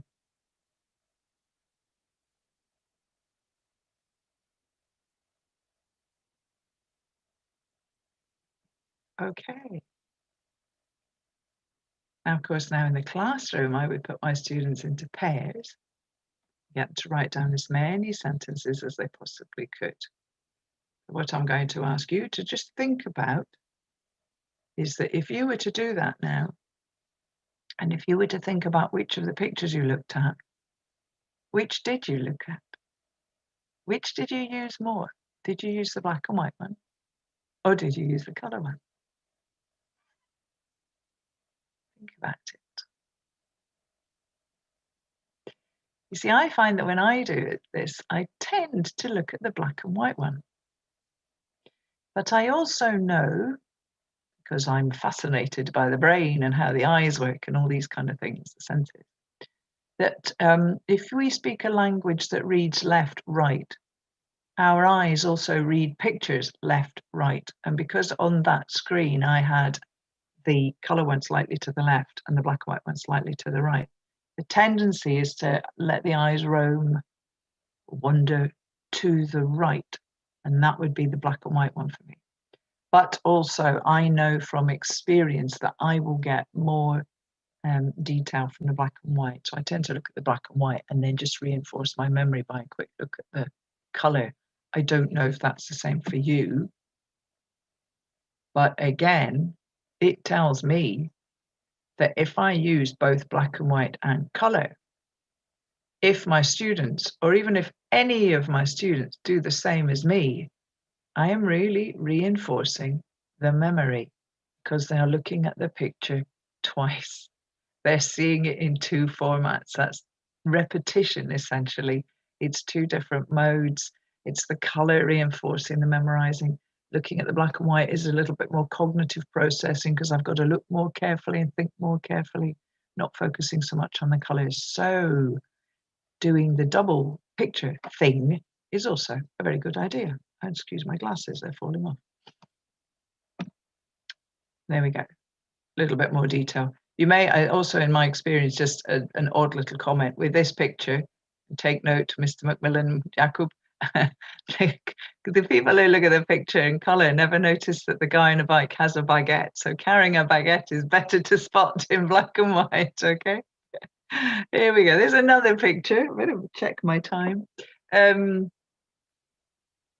Now I've gone on about color and memory and episodic memory and learning and so on and so forth. We also use pictures quite a bit for imagination, for writing stories. And we might say, okay, we're going to write a story. Have a look at the picture and let's brainstorm. Let's get some vocabulary. And here people will go probably, ooh, water, maybe a reflection, boats. Oh, boys. Cap, t-shirt. Now, what's happening is the color is drawing the attention. And as I've used this in class, this is also from ELT Pics. The photographer is called Ian James. I love this picture, but it is not good for an imagination activity, an imagination-based activity like guessing the story. It might possibly work for brainstorm and vocabulary, but you will tend to get the boats and the boy on the left's clothes, maybe the blue shoes, because of the thing about color drawing the attention. But if I actually then want to go on and use this picture to build a story, so start with a vocabulary and then go into telling a story, it's not a good picture. Because the story, the action, is the bit that doesn't have much color. It's in shades of sepia. And it is not the bit that your eye is drawn to. Your eye, I'm sure right now, if you just sit and sort of look at it in a lazy way, your eye goes to the color area, possibly to the water, because you've got the color above and below. It might go to the kid with the red clothes. The little area of sepia, it sort of passes, not unseen exactly, but unnoticed to an extent.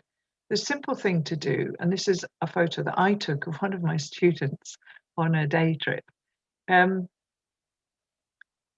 is what I mentioned before. Use a photo, find a photo, take a photo, whatever, stick it into Word or into PowerPoint, double click, take out the color, hit the black and white option, check that you can still see more or less what's going on here, and use that. Then, there's not much in this. It's as I remove color, some of the visual clues are removed, which is good for triggering the imagination. It's better to give less information and allow the mind to fill the gaps than to give too much information or to saturate the attention. So here, of course, this activity is wonderful for colorblind as well. There's no sort of color distraction. So I'm using black and white. Then I say to my students, I want you to imagine, what can she see? What can she hear? What can she smell? What can she hear? How does she feel? How does the grass feel under her hands? All right. We go through that step by step. And if I were able to communicate with you, we would do it with you. I'm sorry. But just think about it. Just think for yourself. If you've got a pen and paper, just note it down. Have a look at it and imagine you're with her. And take a deep breath. And what can you smell? Just note it down. You can email me later because my email's at the end of this. Okay. What can she smell? And what can she hear? And if she looks around, apart from seeing me, the photographer, what can she see?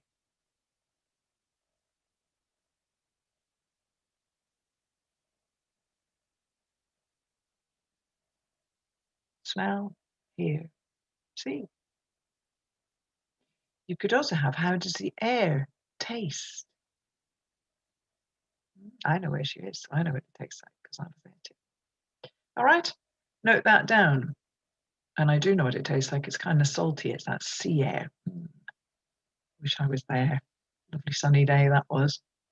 It would be interesting if you email me at the end with what you heard and smelt there. That's a really good way of generating vocabulary as well. I'm saying it favors or helps colorblind people. It kind of plays to their strengths because this is more into the colorblind world. You can then ask your students if they really don't know the English for the words, like, I don't know, kelp, for example, you can go into mother tongue and then have a vocabulary moment. Now, I thoroughly encourage visualization, but I also thoroughly encourage, which is this really, imagination, visualizing and imagining smells and so on. But you cannot limit it by saying only write down the words you know in English. So for a lot of these activities, and the ones coming now, quick check of time, you will probably need to allow them to write down in English or their own language. All right, and when they write down in their own language, you then have a vocabulary moment or 5-10 minutes after that, before a speaking stage, where the teacher help with vocabulary, or they have dictionaries, or if you're in the online situation, they can find their apps. They can even go into Wikipedia, look up kelp, and then translate it into the mother tongue and look it up in the English bit, obviously. All right. Then they've got so much more vocabulary, and it's the vocabulary that came from their head, their senses, and it will be associated with a smell and with a sound and with a taste, etc. And that association of, it's like if I say to you marshmallow, if you know what a marshmallow is, there's something in your taste center in your brain automatically goes ping, and the taste center activates. And so that the word marshmallow, actually, if you've tasted one, it triggers that part of the brain. And so as you teach the English word for, or in my case, in your language, the word for marshmallow, the part of the brain being triggered really reinforces the memory because it's triggering the episodic. All right. So try all the sensory stuff. And use low color, so black and white or low color like that. There's really not a variety of color in there. There's the red bus, but you know, it's not a huge range of bright, funky colors. It's not Rio, you know, it's not Carnival. So you're not limited to black and white, but use low color. You can also use music to trigger visualization. Ask students to imagine a city scene. Ask them to imagine, or tell them to tell, or ask them to tell you what they noticed about a city. And I do this one a lot. And they'll say traffic, people, shops, the light, the weather, if there's any trees, the signs, litter, etc., buildings, architecture, people, what people are wearing, people's expressions. So you put all that on the board, and then you say, okay, I'm going to play you a little piece of music, and I want you to visualize a city scene and think about those aspects. All right, and you actually don't just play one little piece of music, you play two, very short, because often it's the contrast that triggers the visualizing. Sometimes the first piece of music doesn't quite, and when you switch music, it does. And for the city, I often use Evanescence, Bring Me to Life, which is a real kind of dark, spooky. And the reason I use that one now, and usually just about always use that one, is because I know what vocabulary is going to come out of it. And I'm thinking, I want this kind of vocabulary. These are the items I'm hoping will come up. I also know there's going to be a lot of other items, and I might be surprised, but I do know I'm going to get dark and rainy and quiet and maybe scary, and I often get snowy, you know, it's snowing. So I can kind of predict. I usually get a dead body on the ground as well with that piece of music, but still. And then the second piece of music I would recommend, if you do the city one, Sharon Jones and the Dap Kings, a song called 100 Days, 100 Nights. And you just play probably 30 seconds maximum of each song. The Evanescence thing, I just play the introduction. All right, I don't go into the sort of the heavier, mean bit, just the kind of intro, okay? You can do that with all kinds of things. So now coming up to Christmas, you know, winter, use there's a song from The Snowman. There's a cartoon film, an animated film called The Snowman, and I think the singer's Alan Jones, but I wouldn't swear to it. But the theme music to that is like dee dee dee dee dee, and it's a choir boy singing. You contrast that with Macy Gray's version of Winter Wonderland, and hey presto, you've got a wonderful source of vocabulary, possibly slightly higher level, but it doesn't have to be. Teenagers and adults even love this. Adults often believe that they have no imagination, and so that will limit what they write. Use this. I've actually cried with joy correcting some compositions using the music and the winter thing and the snowman music and Macy Gray's Winter Wonderland, because the compositions were just so good, because they had generated so much vocabulary. The activity, we'd done the activity in class and we looked at the vocabulary. I worked in Spain. This was, you know, we looked at the Spanish and we translated it into English. Then we checked the right meaning and we put it into sentences and we built phrases, did collocations, winter weather, hard frost, all this kind of stuff. Build a snowman, so on and so forth. And then they wrote the descriptive essays, and they were so glorious. I actually produced it as a booklet. We illustrated it, and they all got that as a like a Christmas present from the course. So try something like that, and they'll learn that vocabulary. They'll remember the whole experience, not just the vocabulary. They'll associate it with the activity and the music, and they'll love you as well, which is always handy. If you don't have music or you don't want to use music, you can do things with your own voice. If you have, I call it the sexy voice, but you should try to use a relaxing voice. And again, ask the students to take notes, and you're going to ask them a series of questions. You're going to take them through an experience. They're going to have their eyes closed and then open their eyes and take notes of what they saw, heard, felt, etc. And you're going to allow them to write in their own language. Again, this could be teens, it could be adults. I haven't tried it with primary, but I suspect with older primary it would work as well if you simplified the questions. They write it in their own language or in English if they can. And then you have the vocabulary moment, and then you have a speaking where they tell each other what they saw, exchange ideas. That would be the same with the music one as well. Stage I forgot. You've got to have the speaking stage as well, where they compare and they can steal each other's ideas if they really have to, or expand on their own. And then writing, and with primary it would need to be writing sentences, but still. So I would do something like, it was a cold, dark night. I needed to ask you to close your eyes for this. Sorry. Say, it was a cold, dark night. You were standing alone in the middle of what? You visualize, you open your eyes and you write down what you were standing in the middle of. And then the next question would be something like, oh, a sound to your left. You can just hear it. What is it? Again, they open their eyes, write it down. Far in the distance, just you can just see it ahead of you. You just see it. Oh, moving, quick. What was it? Write it down. You know there's something behind you. You feel its presence. But you don't turn around. What is it? What do you think it is? What is it? Oh, write it down, etc. What can you smell? What can you hear to the right?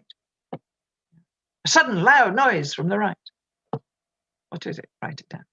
Okay, and you get these notes, and then you work from the notes into the English. That gives you a huge amount of vocabulary. You can share the vocabulary in small groups. You don't need to do a whole class. Whole groups, I don't know what your COVID classroom is like, but it does work. You just turn the chairs, and you just need to be a little bit tolerant of noise. Stand in the middle, don't stand at the front.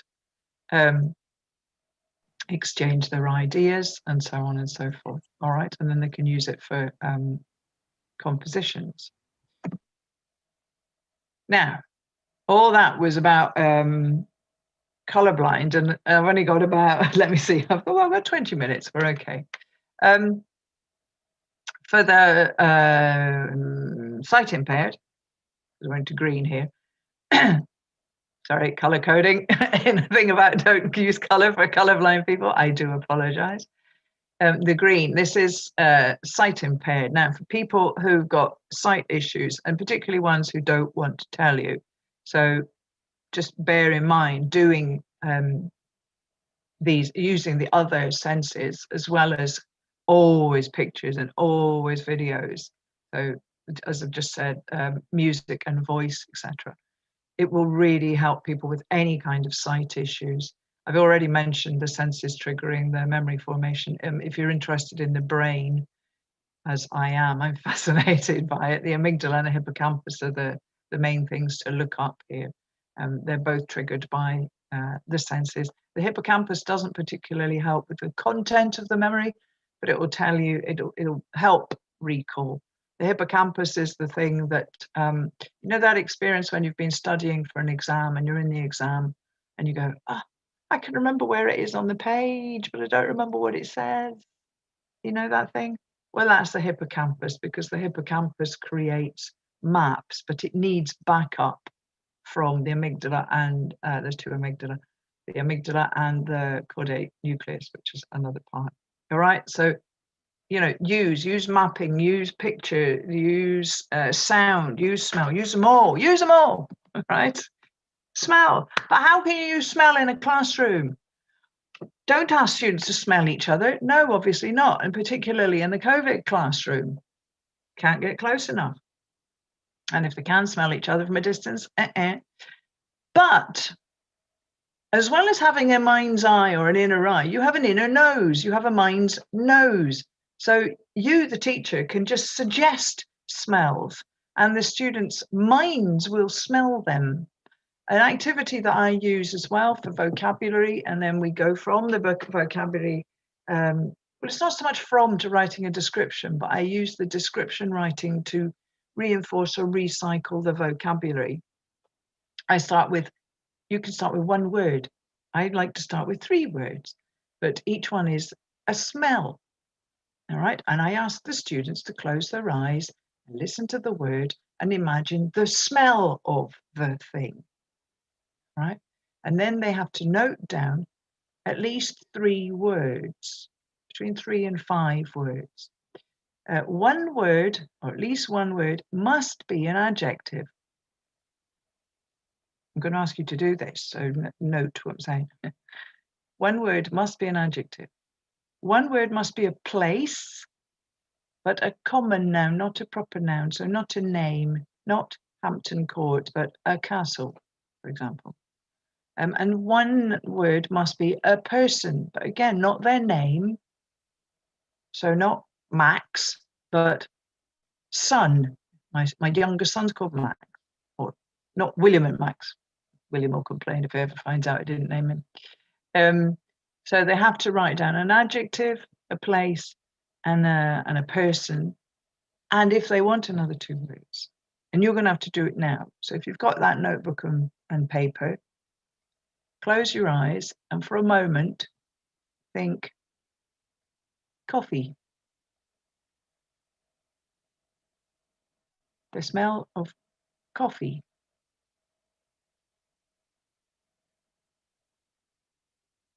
Note down your words.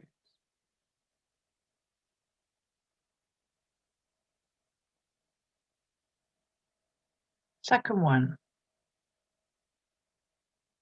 Grass, as in garden. Cut grass. Grass. And write down your words. Adjective, place, person. Grass. I'm actually getting sounds as well right now, not just smells. And the third one that I use, and I use a lot, is swimming pool.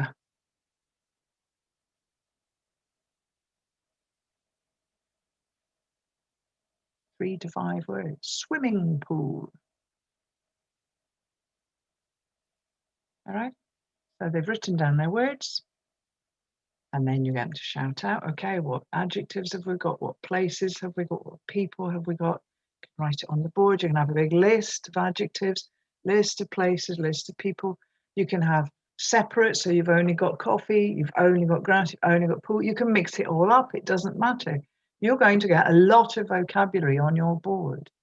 You're going to help the students who don't know some of the words. They're going to learn lots of new words. And then you're going to say, okay, use all this stuff. I want you to choose 4 adjectives, 1 place, 2 places, 3 people. Write a description, write a story, write a sketch, perform a sketch, etc. All right. So you could do lots with that. And again, as I say, if they need to do it in their first language, they can. But you need that the dictionary or teacher help stage as well. Okay, that one though, I often find they'll write words that they already know. Though for me, swimming pool, prickly, because that smell of chlorine, prickly, then I can add in some words if I want them to. You can also kind of predict what people are going to say. Not completely. I did this with some teachers, and of course, different cultures, coffee, different associations. So that was really interesting as well. I learned some cultural stuff as well from that. Touch, you can use, I've got here, better check my time as well. Yep, still okay. Simple things for touch. Anything where students have to close their eyes, you're okay with the people who are sight impaired. You don't need a massive amount of stuff. You can do, I've got this here actually from teacher training last week by chance. The touchy-feely bag. Again, not in the COVID classroom. Touch is a bit difficult now. You'd have to ask the students to bring things. In the normal classroom, you know, I've got all these animals put in the bag, and they have to work out which animal it is with their eyes closed. You know, is it a fox? Is it a mouse? All right. So I use the little realia. So I've got my dog, my cat, my mouse, my bird, my lion. And then we have the which one's the odd one out. Why? Which one would you prefer to own as a pet? Why? I'd like a lion. Why? Because it's unusual, etc. All practicing. And that all just comes from the touchy-feely bag. And in that sense, I am controlling the input. That works with the sight-impaired children. 2 stones is a good one. I do this a lot. If you've ever been on one of my teacher training courses, you'll have probably done this with me. Again, this involves putting it in hands, but you can actually ask children very easily to bring 2 stones to the next class. And if you put the stones, I doubt you've got 2 right by you right now, but if you do, try this. And if not, try it later. Pick up 2 stones, hold one in each hand, close your eyes, and then start thinking of the adjectives that you need to describe them. You will be amazed at the amount of vocabulary you can get from 2 stones. They're obviously different. I chose these 2 specifically. These are ones that I actually do use. I have another one somewhere around. It's under my light, I think. But this, it's bigger, it's smooth, it's flat, it's thin, it's round, it's fatter, it's sorry, it's got holes in it, etc. It's rough. You can, even if they've got their eyes closed or behind their back, ask them to guess what color they are. And weirdly, the feel will send a message about what color. From our world experience, our knowledge of the world will tend to tell us, this kind of stone tends to be black or gray or whatever. So try that. You'll get lots of adjectives out of it. 2 very cheap materials.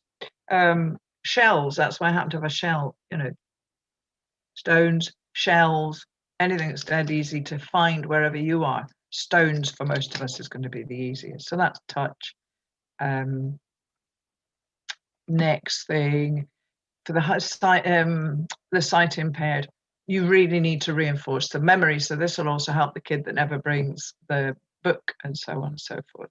You can use poems and chants for vocabulary. You can use it for structures as well. First thing I ever teach in a kids class is, may I go to the toilet, please? May I go to the toilet, please? The loo rap, all right? So, that'll stick vocabulary in the memory. That's how we learn as children. That's how we learn a lot of words when we're little, by, sticks and stones will break my bones, but names will never hurt me. I remember that from being a kid. And 1, 2, buckle my shoe. Probably took me years to separate buckle, my, and shoe, but you still, you learn the sound of it. Songs about, tongue twisters, get the students to write the tongue twisters and they'll learn them even better. So they've done the vocabulary in the classroom, they've done the smell one, for example. You get them to write a poem or a chant or a rap or a tongue twister with some of the vocabulary they just learned. Say it again and then again and again and again, and they will remember the vocabulary. Play word association games in the classroom. I'd been hoping to play that with you, but we can't. All right. Word association games, we just put them in pairs as a warmer at the beginning of the class. And person 1 just goes, garden. Next one, rose, red, shoes, laces, licorice, sweet, savory, etc. And they have to keep going for as long as they can, trying to make as long a string as they can. And then when you go, okay, stop, you get them to sit down and write down all the words that they came up with. All right. And that will reinforce and recycle vocabulary they've done before. Okay. Invisible drills is when you write the things, for example, days of the week on the board and you pat them and you go Monday, you have to pat and they repeat, say and repeat. So, Monday, Tuesday, Friday, back to Monday. And you gradually rub off the words and point. Works with numbers, works with months, works with any of those things. Works with anything, actually. Could be random items, but you have to repeat, pointing, and then gradually rub off the themes, okay? Rub off the items.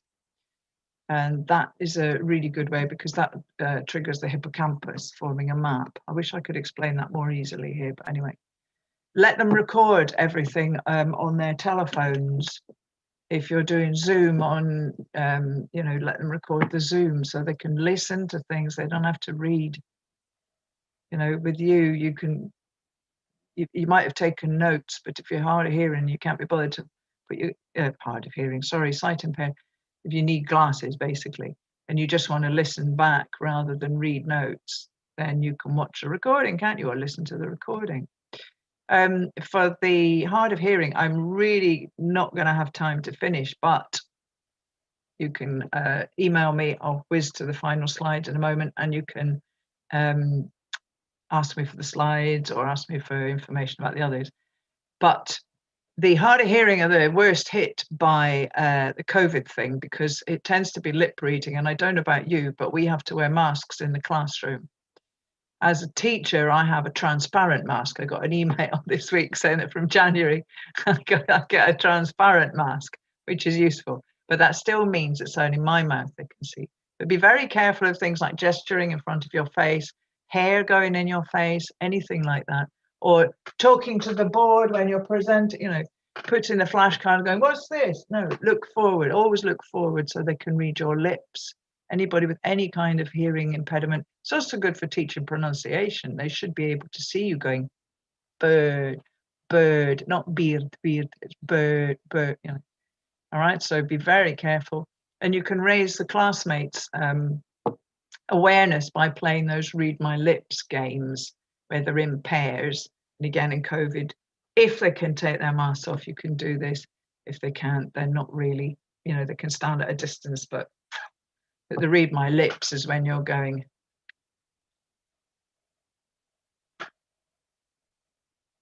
All right, and so they start saying the word and then miming or the facial gesture to guess what the word was. I hope you know that that wasn't happy, but I could go. Yeah.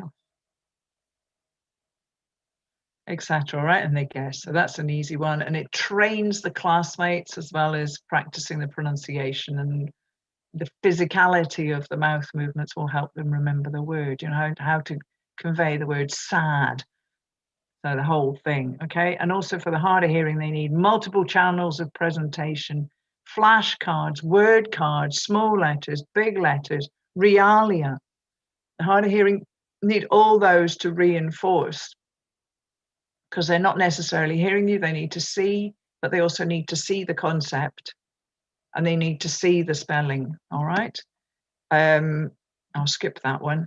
This was for multilingual. I've only got a couple of minutes, but for multilingual learners, use the 2 languages, but or the 3 languages, but get them to do a lot of comparative stuff. These are based on the senses. Again, it's metaphorical language. If you say, you know, I enjoy to speak, really moving. If you translate the word moving into your language, can you actually use your language word for moving? Like, I am moving the stone from left to right. Can you use the same word or not? And get them to do comparative. And by using the word moving, then the movement sense in the brain, which is the 6th sense, will be triggered, and it will help reinforce. You know, it's chucking it down outside. Chucking means throwing. Can you use that in the equivalent word in your language? You know, can you translate? You must be kidding. Mate. Can you use mate? Bitterly disappointed. The word for bitter.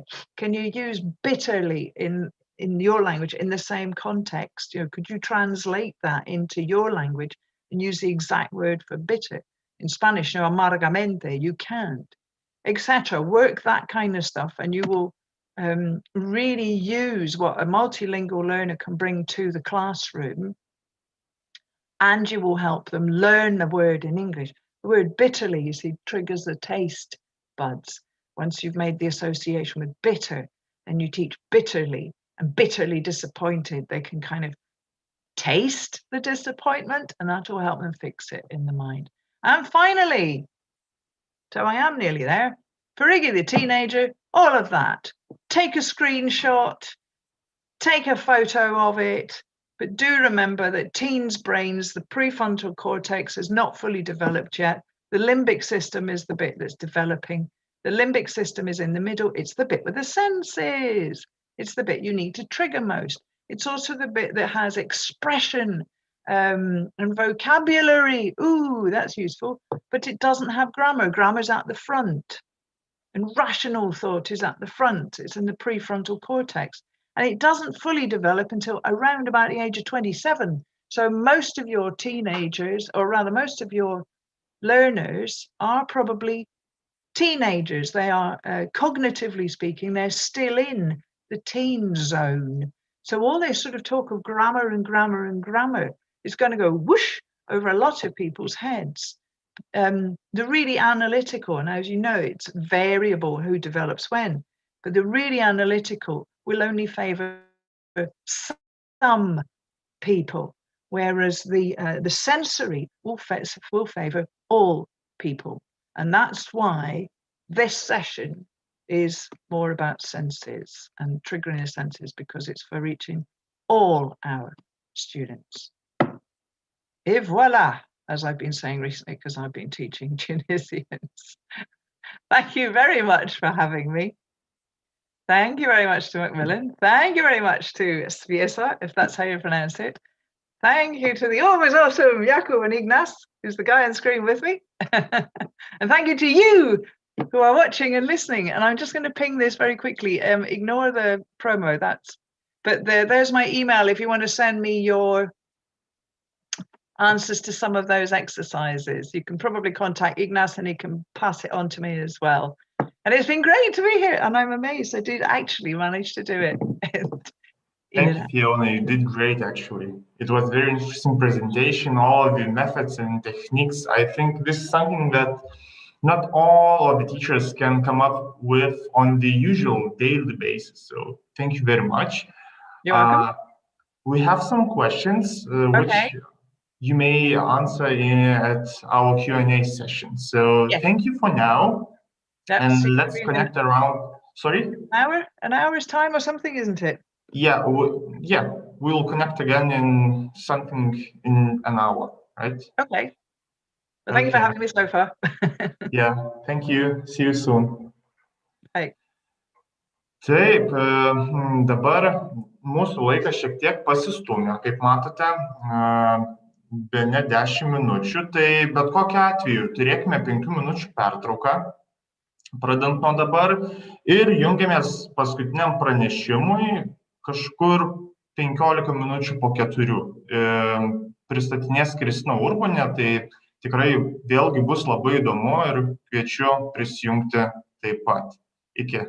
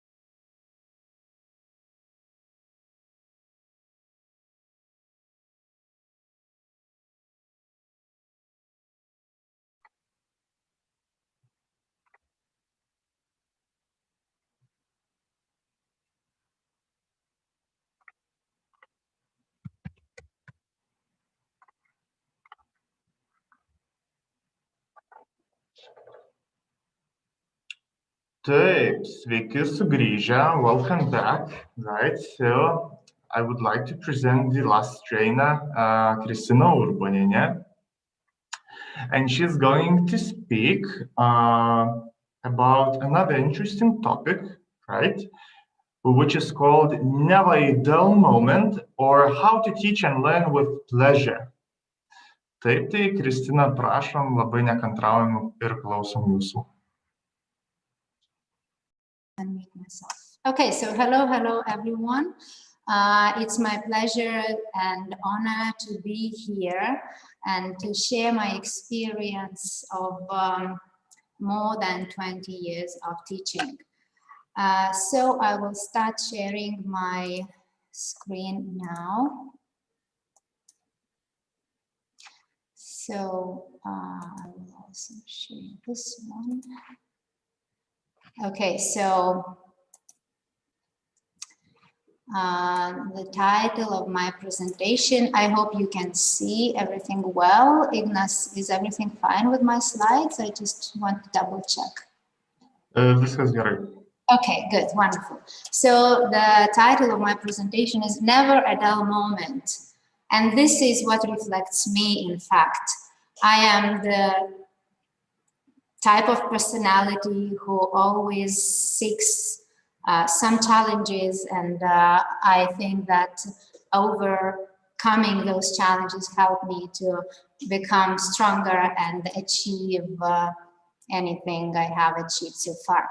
So thank you again, ŠVIESA, Ignas, MACMILLAN, for inviting me. So I would like to start. For the very beginning, well, let's start by sharing some ideas and thoughts, and I hope that you will help me. Will you please go to www.mendia.com, join a presentation, and will you please enter the code, which is 273318. So the code will appear on the slide as well. So I will go straight to that slide, and I hope that you will join. I will wait. Hopefully this will work. Okay, so I will be waiting for your answers, for your responses. So once again, the code is 273318. And I would like you to respond somehow. Okay. Will you please also use emojis, those faces, reflecting your mood now?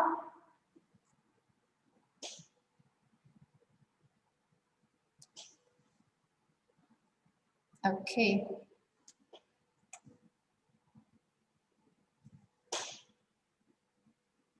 We can see some words, some signs, some emojis. Some of you are tired, unfortunately.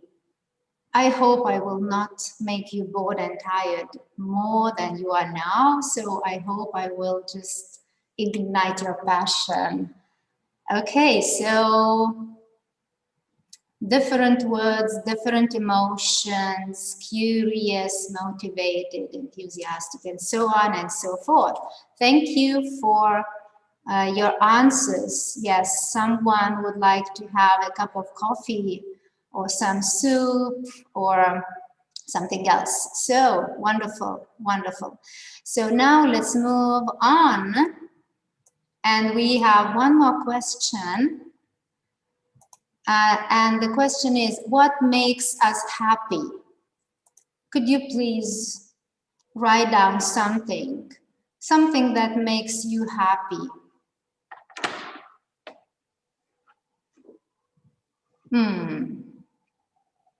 Wonderful. Thank you for your answers. Thank you so much. Good, great. Purpose. Food. Nice, so nice. Thank you for your responses. That's a good way to start. Support and encouragement. All right, so thank you so much. Let's continue. So how to be happy and how to succeed at work. So there might be some factors, right? For example, good salary, why not? Pleasant colleagues, opportunity to grow professionally, do what you love to do, good relationship with students, or positive classroom atmosphere, students' achievement, reward, self-expression, and many more factors could be added to this list, I suppose. So what do successful teachers do? Professor John Hattie thinks that a successful teacher establishes a student's expectations of their abilities, but then dispels those expectations by telling them they can do better.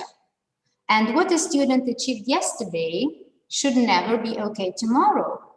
John Hattie, who is a researcher in education, in his interview in 2018, What Does It Mean to Be a Successful Teacher, said, what is pervasive, teachers too often deny their expertise, and they are nice people. They give credit to the kids work, the parents help, the resources are right, and we have to stop and stand up for our profession and say, hey, we have expertise, we change, we cause learning, and quite frankly, we are pretty good at it. So these are the words said by John Hattie. Well, what works best in education? So in a 2008 meta-study, Professor Hattie popularized the concept of visible learning. So that is when teachers see learning through the eyes of students and help them become their own teachers. So he compared effect size of many aspects that influence learning outcomes in schools, and he points out that in education, most things work. So the question is just which strategies and innovations or innovation work best, and where to concentrate efforts in order to improve student achievement. So John Hattie studied some areas that contribute to learning. So here are the areas: the student, the home, the school, the curricula, the teacher, teaching and learning approaches, the classroom, and he not only provided a list of those relative effects, but he also tells a story underlying the data. So he found that the key to making a difference is making teaching and learning visible.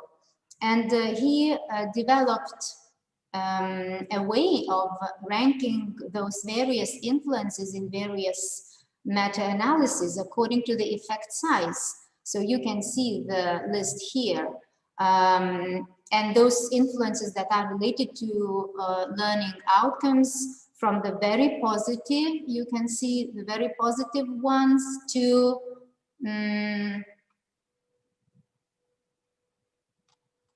some negative even ones, right? The red bars showing this.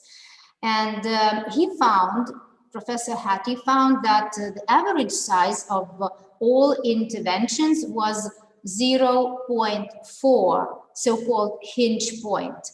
So now I would like to move on, and I have picked some factors influencing students' achievement, just for you to consider a little bit. So what impact do these factors have on students' achievement? So I would like you to think for some seconds maybe and circle L if it is low impact, medium, so circle M, and H if it is high impact.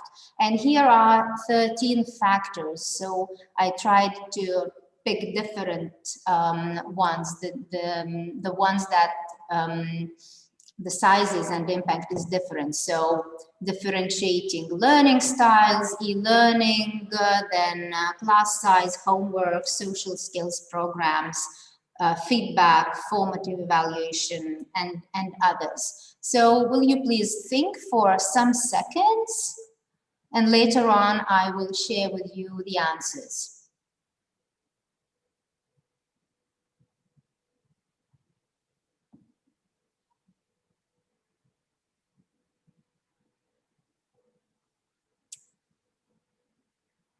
All right, so I will move on. And here are the effect sizes. So you can see that students' self-reporting grades take 1.44, which is high impact. Then formative evaluation and teacher credibility, which is 0.9, also high. Teacher clarity, 0.75, also high impact. Peer teaching, 0.74. And we move on. Teacher and student relationship, which is so important, especially for me, that is of great importance, 0.72, which is high impact as well. Then social skills programs and after school programs, somewhere in the middle, 0.4, that is a hinge point, and that is medium impact. Now look at those numbers. Is this what you expected? So homework, class size, e-learning, and differentiating learning styles, they impact students' achievements, but not at that high rate or level. So that's only low one. So now I would like to share the barometers of influence, and you can see that the blue zone of desired effect, so it is something that has the effect size of more than 0.4. And then we have orange and yellow areas with typical effects of teachers and students that can be accomplished in a year of teaching, or what students could achieve without schooling, and the red zone, decreased achievement, or maybe some destructive ones. So the next thing I would like to talk about is mindsets in the classroom. So as well as relationship, homework, different programs, I suppose that attitude that our students have and that we have also plays a very important role in achieving something that we want to achieve. So in order to make learning teaching process more successful, positive, so we should have in mind that there are two different types of mindsets, and we have students with fixed mindset, we should admit, and they think that failure is the limit of their abilities, and they are either good at it or not, and the abilities are not changing, and when I am frustrated, I give up. Well, on the contrary, people with growth mindset, students as well as teachers, they think that failure is an opportunity to grow, and they think that challenges help them grow.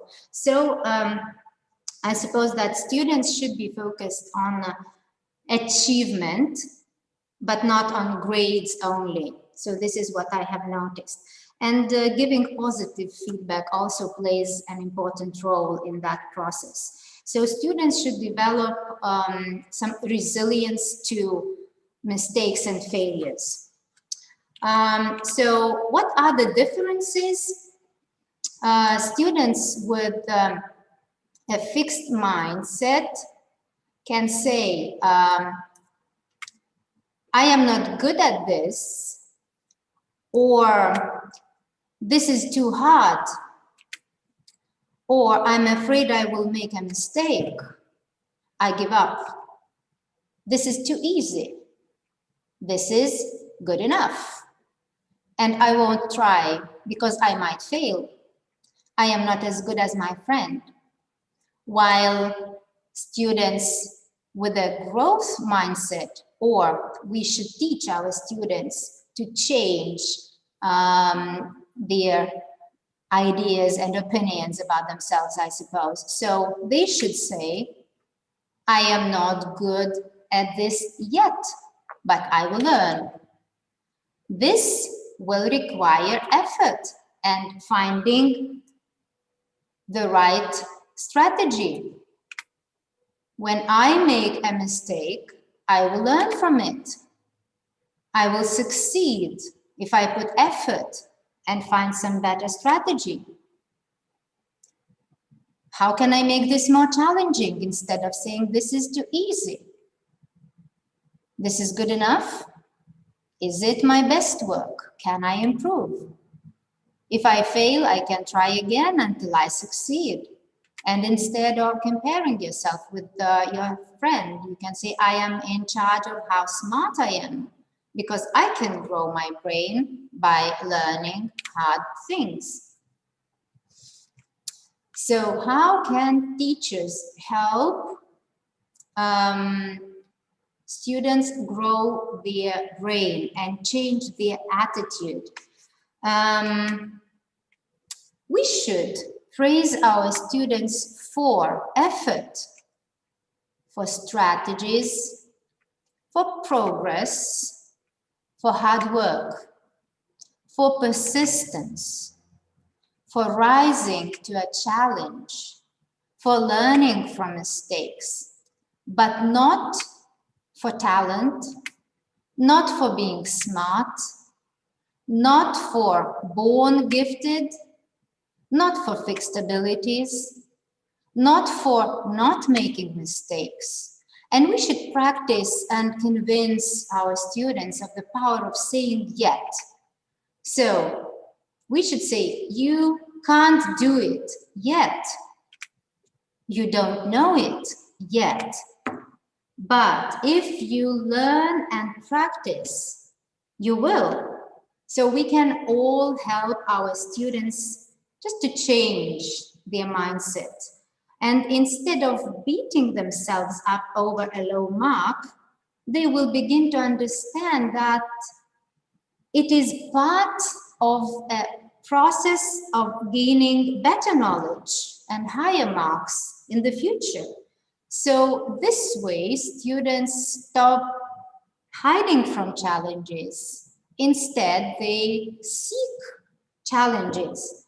And that is a sure indication of increased motivation to improve their English level. So, what materials to use or what textbooks to use? Most probably the ones that develop critical thinking skills, life skills, or resilience to mistakes and failure. And I could add many more things here. So, my idea is gateway materials are full of tasks for developing critical thinking skills when students are asked to express their opinion, to support their opinion with arguments. They are taught to, for example, give a constructive feedback or react to a conflict, or how to give a speech, how to give a pitch if you want to run your own business. And those tasks that appear in those textbooks, they offer a chance just to help our students understand that sometimes there is no right or wrong answer. Sometimes their own opinion and answer is the right one if they can give some arguments to support their opinion. So this is what I do, and I have been using Gateway for 4 years as my main textbook, I would say. Now I am using it as some kind of extra practice, well, because I changed schools and there's a kind of policy, but still, that is a chest of treasures, I would say, full of different activities and tasks. So now, let me share some tips and tricks on how to fill lessons with pleasure, because what you learn with pleasure, you will never forget. So, first things first, I am obsessed with quotes, and my students know that each new week we start with a new quote. So here I have 4 quotes, but usually I used to have 2 of them in the quote corner, which is called Quotes of the Week. And each new week with a different class, I start my activities by just discussing the quotes, picking one of the quotes, giving your opinion, saying whether you agree or not, maybe giving some real-life examples or sharing your experience on that specific one. So when we had the chance to teach at school, so usually my students had to pick 1 quote out of 2. Then I used to give 1 minute just to think about it. And then I would ask them to stand up and start mingling in the classroom, finding someone who is not sitting next to you and talk about the quote you have chosen and about the quote your partner has chosen. And then, let's say in 2 or 3 minutes, I asked some of them to share their opinions if it was appropriate. And usually what happened or what used to happen was that I asked them to express their partner's opinion and give their partner's examples. So this fostered some kind of mutual support and understanding. So it showed that they could trust each other while sharing those real-life examples with their partners. So here are 4 quotes, and you can see also 2 quotes put together, and they were used 2 weeks ago, I suppose, when we had a Zoom lesson or a Teams lesson. So that is an example of online teaching and using those quotes online. So there is no difference. You can use them in any way you like. Just be creative. And most probably you would like to ask if my students like this activity. Well, at first they get a little bit frustrated, or they feel a little bit anxious about how to start, what to say, I don't know the word, but then they get used to it. And look what I have here. I would like to share just a message from one of my students from last year. I wrote, "Hope you are doing great." And she said, "Could be better. I never thought I would miss Monday quotes that much." And you see that it was a group, a message in a group, so some people even liked it, right? So this shows that they also miss those Monday quotes. So it becomes a habit, just sharing something good and nice and positive. Now, the next tip would be creative. For example, here I have a poster on my classroom door. Every class is different. Every learner is unique. Nothing special, you would say, but this way I show my attitude towards my students. I show them that I believe in their uniqueness, I believe in their strengths, and I believe that they can move on and improve. One more thing that I tried, it was an idea taken from the Big Life Journal. So that is something I did last year with my students. Again, I put this poster on the classroom door from the outside, so they could come anytime and leave their signature somewhere. And I invited them to participate in an act of kindness. So you can see that it is full of good things, good deeds, right? You can do to other people. You can make someone laugh, or you can invite a new friend to play, or you can fill a box of toys or clothes to donate and give someone a compliment. So this is something that motivates them, which is not a classroom activity, but still they are involved and well, encouraged to do something good and kind. Now, get students involved and aware. What do I mean here? I use the LinkedIn account, and whenever I get some kind of daily rundown, all the things that are happening in the world on that day. For example, here is from Friday, November the 13th. So it is full of nice articles and really worth reading articles. So I share some of the articles, the ones I find useful and interesting.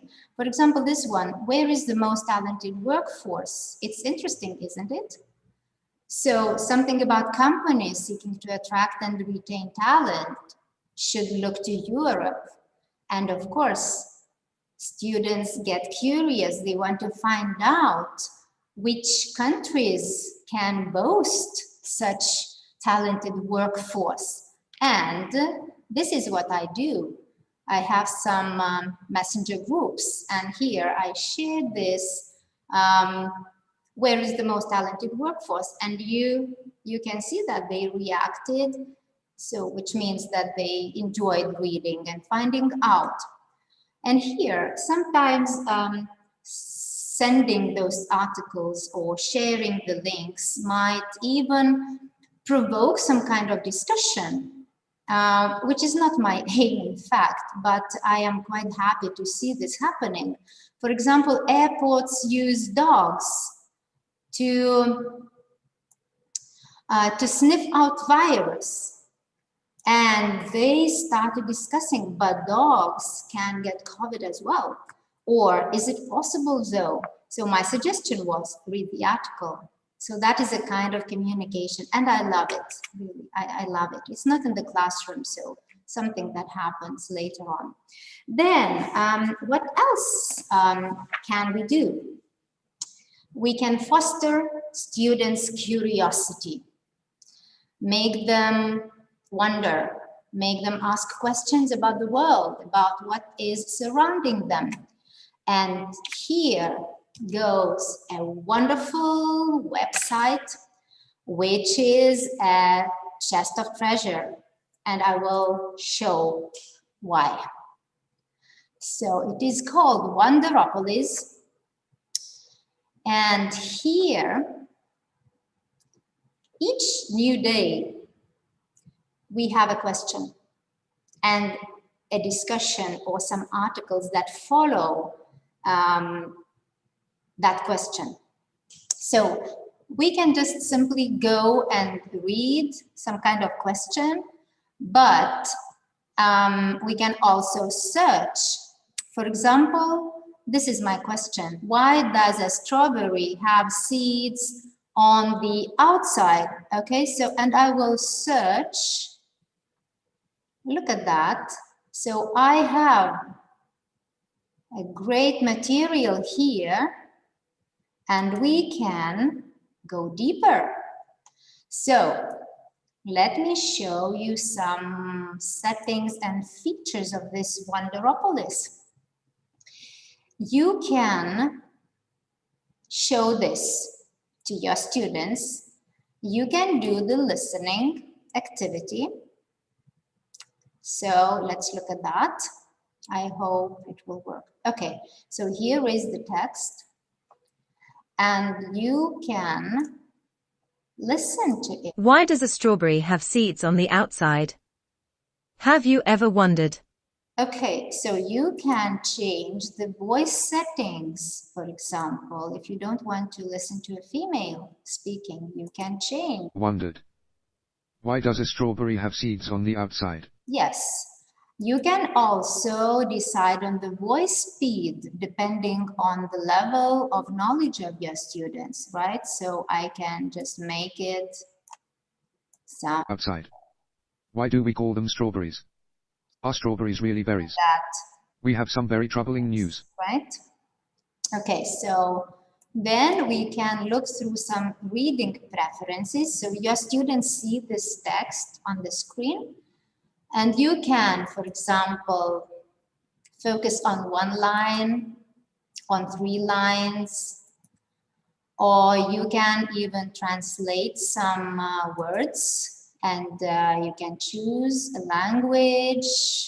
So I will choose Lithuanian. You can choose by word to translate by word or the whole document. So for example, berry, and I can see the translation, strawberries as well. So that is the choice. So we can also look through some grammar options. We can choose to show the words separated into syllables or not. We can also choose different colors for different parts of speech, for example, nouns, and I can change the color if I wish, or if we focus on adjectives as well, and we can even show labels here. So adjective, noun, and so on and so forth. We can also work with the text size, make it bigger or smaller. We can increase spacing or not. We can change the font, and we can change the themes, the background, whatever we want to do here.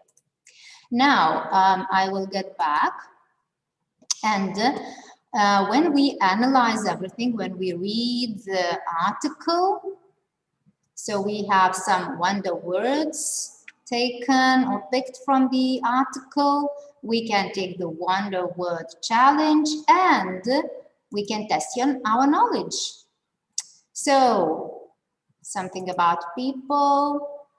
Then we will go to question number 2. Strawberry is a close relative to which flower? I don't know, for example. Oops. And then I will move on to the next question. And we can also print or save this one as a PDF document and share with our students, for example. That is correct. Okay, so I am shown the quiz results and I will execute. So one more feature which is great, that you can share the link on Teams. If you have this platform and if you use it, you can share it on Facebook, on Twitter, Gmail, Messenger. Just decide where to share with your students. So let's get back. After we have fostered students' curiosity, so maybe we should do some writing. So writing letters. Well, it's not a secret that some students hate writing letters, and here is what I did. I would like to thank my colleagues from Šiauliai Deuteris Gymnasium who suggested using this technique, and I tried and it worked, so thank you so much. So writing letters, but writing letters at the end of the school year and writing letters to your classroom, to your room you are working in. So students write a letter saying, "Dear room," and the number. And look at that, I'm writing to reflect on my time spent in here. So this year was quite challenging. You were not a part of the reason why. It's pleasant, isn't it? Contrary to that, room 219 was less intimidating, and so on and so forth. And at the same time, students are not afraid to express their opinion about teaching materials, about atmosphere, about the teacher, I would say. Let me show you some more letters or excerpts from the letters. So some students decided that they would like to thank this classroom, right? And they say that they grow and become better as a person in general, which is one of my aims. Not to focus on the language teaching only, but to grow them as personalities as well. So here, look at this one. I earned confidence. Isn't that great? And of course, a lot of joy. Perfect. What else does a teacher need? Then what about some wish to grow as a person and learning from mistakes? So the grades I got were not, well, as good as I wanted, but I know what I need to do to get good grades. Wonderful. Now, TED Talks. So I suppose that each teacher is fond of using TED Talks in their classrooms. And especially us, teachers of English. That's a wonderful way to use authentic materials, right? But yes, I have been using TED Talks for many years, and then somehow I heard about the possibility of subtitling them and getting part of all this process. So here is what I have. I just want to boast a little bit because I am so proud of my students. So this is one of the TED Talks we have subtitled. So you can see Lithuanian translation by, well, me, because I was leading the team of those translators, my second formers, my second gymnasium graders. So here is the video, and I just want... So when I was a little girl, a book sat on the coffee table in our living room, just steps from our front door. And the living room is a first impression. Ours had white carpet and a curio of my mother's most treasured collectibles. Okay, so now how to do it, how to start doing it. It's not that difficult. So yes, look, they are so happy. Yes, and yesterday I asked if I could use their photo and show it to the audience. They said, yes, yes, do it. We are so happy. And we have done 5 videos. So sleep is your superpower, then how to build your confidence, the one you just saw, digital human, and bacteria that eat plastic, and my identity. So how to start subtitling? It's not difficult. You just have to visit the Amara page, amara.org, and Amara makes video globally accessible with captions and translations. And this is a project of a Participatory Culture Foundation. It's a nonprofit. So it was designed with 3 audiences in mind, and especially those people who cannot hear well or cannot hear at all, or they don't understand the language. So the content itself in TED Talks is really valuable. It can enrich lives. And to those who cannot hear or who don't know the language, it is not possible to listen and to find out something new. So reaching more people and spreading the word is the initial goal of amara.org project. So we think that we did a great job and students felt the same. So they were so proud to help more people reach that content that was hidden in those TED Talks. Okay, so now let me introduce one more tool. A tool for creating interactive quizzes, gap-fill quizzes for any subtitled YouTube video. And it is called Tube Quizzed. Have you ever heard of that? It was quite new for me. I heard about it this summer. And I found out that Tube Quizzed was created by a teacher of English and her husband. So they worked together to create this platform. So what are the advantages and disadvantages of using authentic YouTube videos or authentic videos? So if I asked you to think for some seconds, most probably you would say that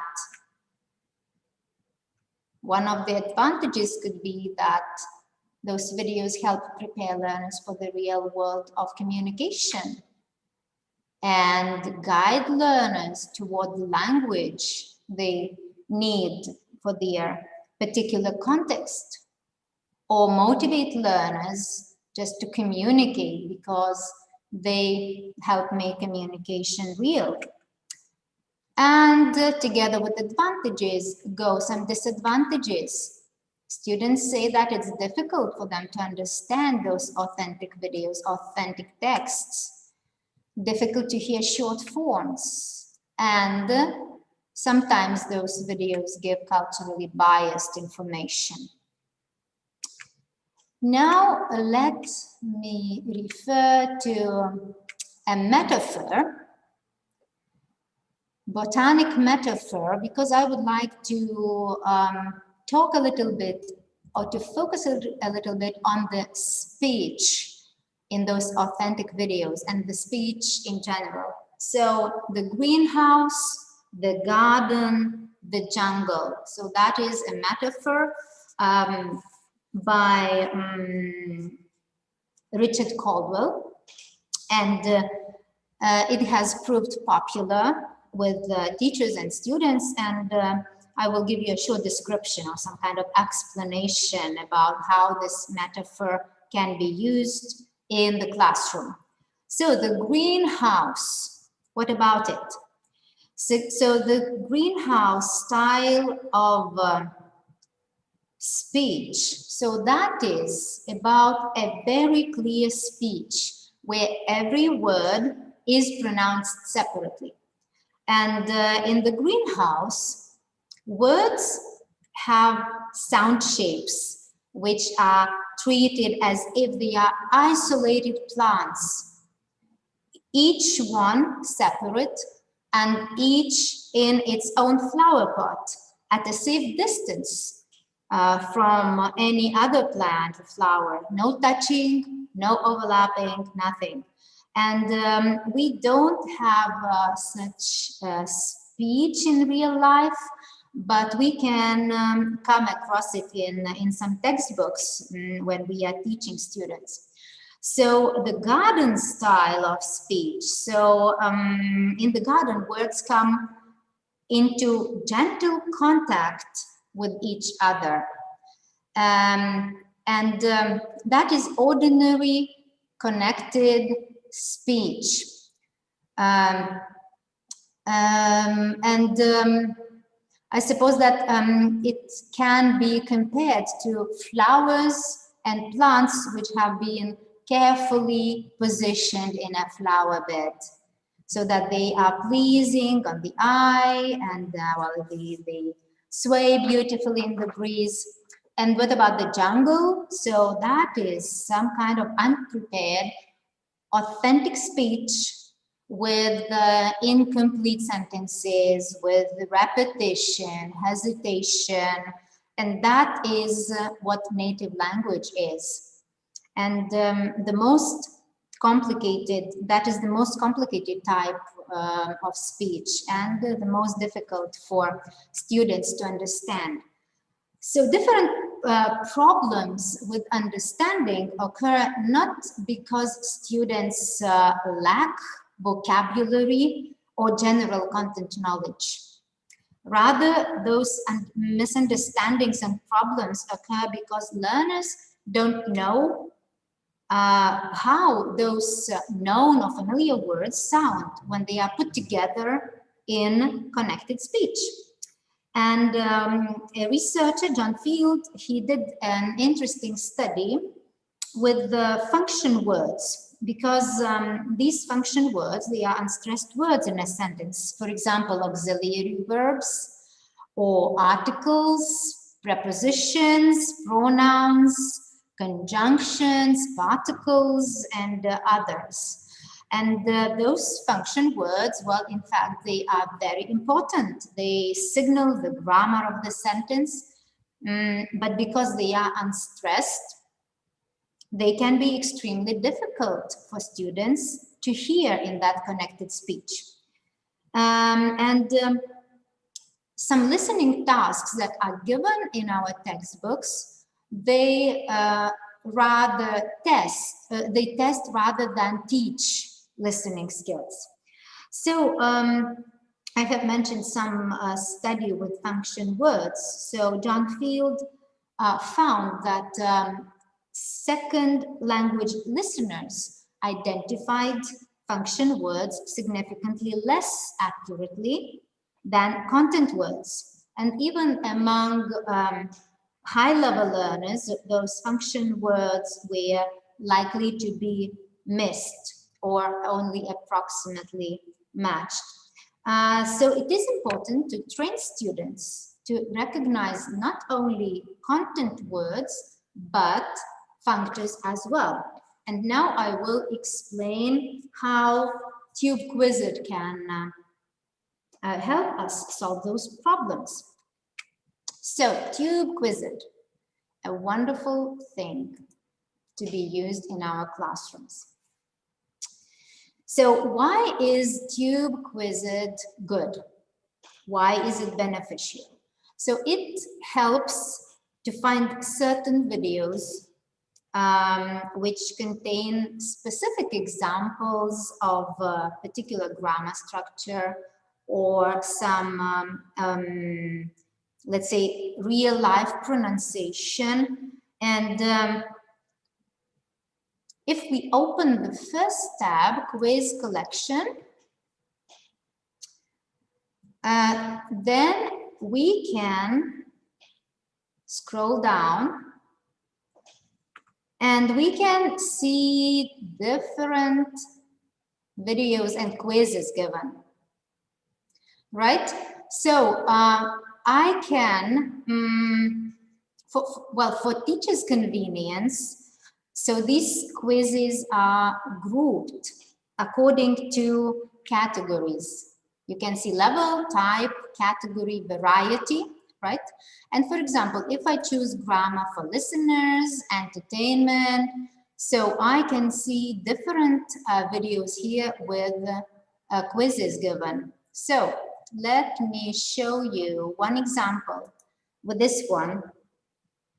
So if you go here, what is important and so good that TubeQuizit is free of charge, you don't have to pay, and you don't have to log in. You can find those quizzes easily, instantly, quickly. So let's look at this one. So each line of the quiz, so we can see the quiz here. So each line is clickable, which means that I can click on this one. You, I saw pictures of you with broken arms and things. What happened?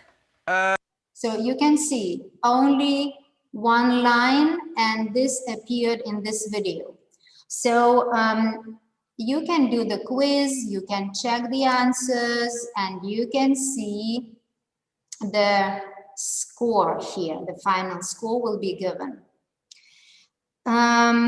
You can, how to share this with your students, so you can send a link, or you can even edit the quiz, or you can print out the quiz by pressing Control plus P, that key combination, and then look, the quiz will appear. You see the quiz with some gaps, so it is here. All right, so now I would like to get back to my slide. Oh. Okay, so when we create a quiz, we can also edit the quiz, and I will show you how. So you can, for example, trim the video, which is quite useful. If it is too long for you, so most probably you can choose the duration, 3 minutes. You can press on search, and the video is shorter and the quiz is shorter as well. So I would like to continue, but I see that it would be better for me to finish quicker, am I right? So I am not going deeper then, because I have some tips to share with you. So you can also train with your video.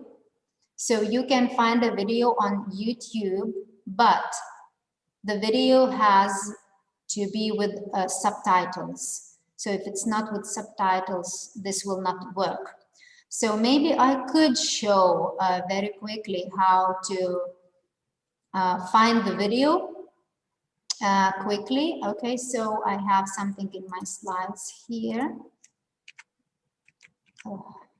So how to find subtitled videos. So you go to www.youtube.com, and then you add in the search box, you can add a comma, CC, and then you will find your video. For example, I will go there quickly. Okay, so YouTube. Okay. So if I want to do this, so YouTube. And for example, I want to find something on, well, globalization.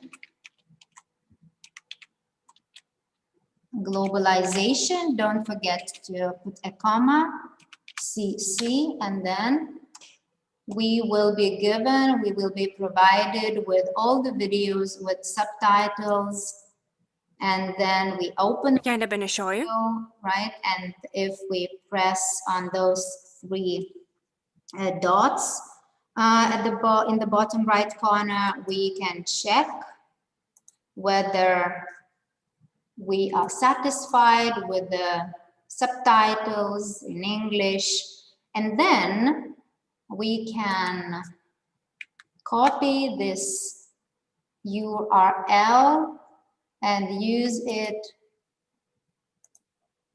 here.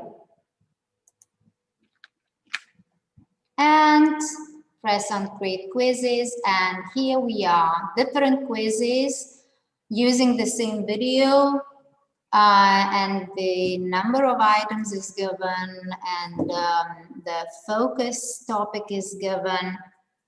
So, okay, so I will stop here talking about Tube Quizlet, which can be easily used in the classroom, at home, as a kind of extra activity and other things. All right, so now I would like to continue with some tips very, very quickly. Some daily habits that will make you happy and successful. I will do it quickly in some seconds, okay? So the first one is plan ahead. So why is it so important? In today's fast-paced life, not many people plan ahead, which is a key to success, and start doing it. Then number 2 is visualize your success. Don't just plan ahead, visualize your success and victory to remain focused. Then go where the action is. Don't shy away from challenges, and challenges give you the opportunity to apply yourself, learn, be part of something wonderful that might make a difference. Number 4 is trust your abilities.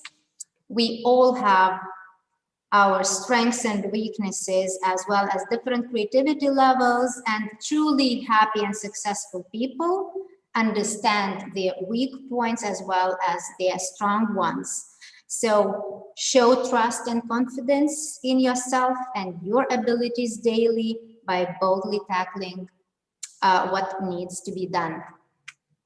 Then work hard. So you know that the fruits of hard labor are the sweetest, and work harder than everyone else. Give it your best shot each day, and success will come to you eventually. Then when you finish work, especially now when we work in our home offices, so don't forget to close all the tabs in your head as well. Go home. So number 6 is get enough sleep and exercise daily. So your body needs sleep not only for relaxation, rest, but also to prevent some kind of sleep disorders like daytime sleepiness that can severely interfere with your ability to perform daily activities. And exercise is not only good for your heart and your physical fitness, but also for pumping some more oxygen to the brain and improving your brain power.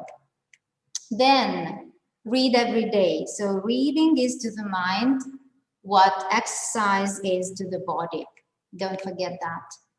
Then spend quality time with loved ones. So quality time is giving someone your undivided attention. Listen, talk to each other, and you will even strengthen the bond.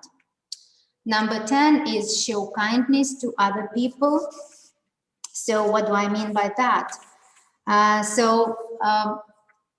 About 99% of all the people outside are complete strangers, but believe me, they are good and decent people. So why not to say hello to someone on the elevator or on the street?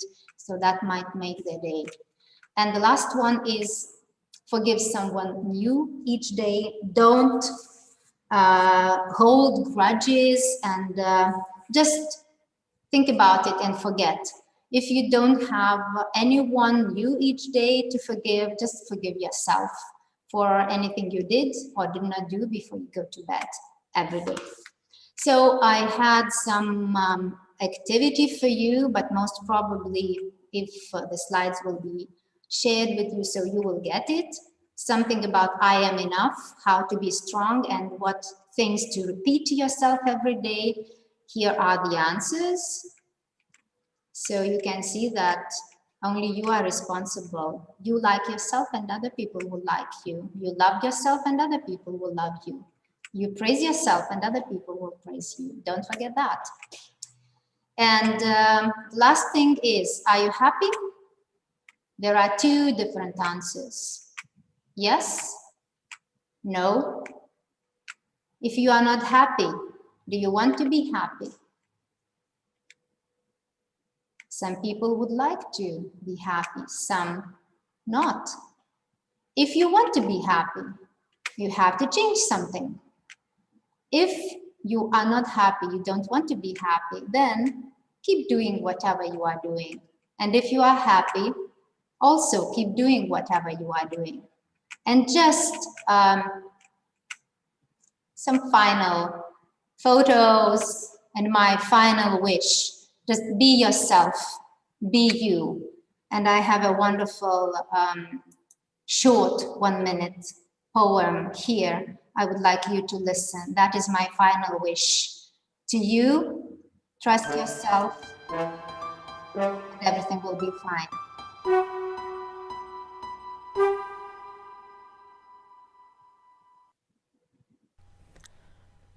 Be by Ms. Moem. Be brilliant, be funny, be adventurous, be exciting, be confident, be inquisitive, be warm, be inviting, be happy, be grateful, be willing, be brave, be bold, be inspiring, be remarkable, but behave. Be nice and be giving, be sensitive, be caring, be proud and be honourable, be open, be sharing, be smart and be curious, be trustworthy, be cool, be wise, be ambitious, and be nobody's fool.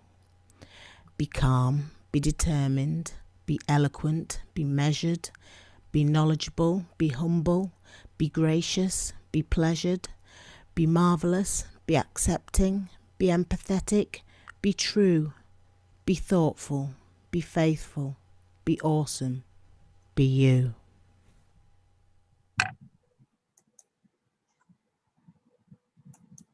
Okay, so I suppose that is it. That is something I wanted to share with you today. And thank you for being here. Thank you for listening to me. And I will be more than happy if at least one idea will be used, or if at least you smile today. So thank you for your attention, and thank you, Ignas, and all my colleagues for being here together. Thank you. Thank you, Christina. Thank you. I think we all understand why you are an expert in the field of English language teaching, right? And I'm pretty sure that right now a lot of smiling faces are looking at you, right? And would it be fine if we didn't have a break between your presentation and the discussion, because we ran out of time, right? So would it be fine? Yep. For me, it is okay. Yes, I am full of energy to continue. You know? Okay, thank you. So, Augutė, jeigu būtų galima, prijungkime. The Fiona and Carolina, are you here? Yes. Nice. Okay, welcome back. Right, so in the very beginning, I would like to address 1 or 2 questions to each of you. Well, those questions will be related to the contents of your presentations. And in the end, after you answer your questions, I would like to ask some general education related questions to all of you, just to share your opinion, if it's fine. Right?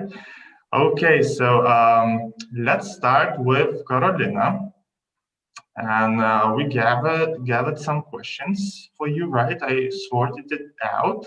And the first question was, what do you think of using many different platforms in teaching, studying languages, and etc.? Or in other words, should we have a limit of online resources, right? Okay. What do you think? Maybe let me start with saying that I'm old-fashioned. The beginning of my career dates back to the times when we had no emails even. So I was kind of, the way I started teaching was completely offline, okay? And I am slowly learning to use all those applications and all those online resources that are available. But first of all, I am cautious. And however, I cannot say that they are wrong or bad or they do any harm if done in moderation. So I think moderation is the answer to everything, the way I see life, basically, that everything done, moderately will be good. However, I don't use that many of those as a teacher. That's one thing. Another thing that if you know that a certain online application or a tool is really useful, then don't hesitate to use it. But at some point I noticed a kind of, I would say, concerning trend, which was, it's something that I talked about during my presentation, teachers trying to wow students. I'm so much in favor of unwowing the educational process. Okay, my job, I'm not an entertainer, and the lesson is not an educational roller coaster, is not switching from one app to another. If you really feel that behind the app you're using, there is really some educational content, and that the skills and the language system of your students actually develop, then by all means, go for it. But always ask yourselves this question: is it really educational? Is there a kind of is there a linguistic benefit? Because this is absolutely the most important thing: linguistic benefit, learning benefit, or if it's just for entertainment. If it's for entertainment, then, well, maybe it's not worth it. Okay, thank you. Thank you for sharing your opinion. One of the teachers also says that she thinks assessment of students is the most difficult part of teaching. And she asks, how do you organize it, and what's the best way of doing it? What do you know? Do you have any idea if we're talking about online assessment or regular assessment? Well, she didn't specify, so I'm not really sure. Okay, let me start with assessment in general. Well, I believe that assessment has one very important goal. It makes students revise.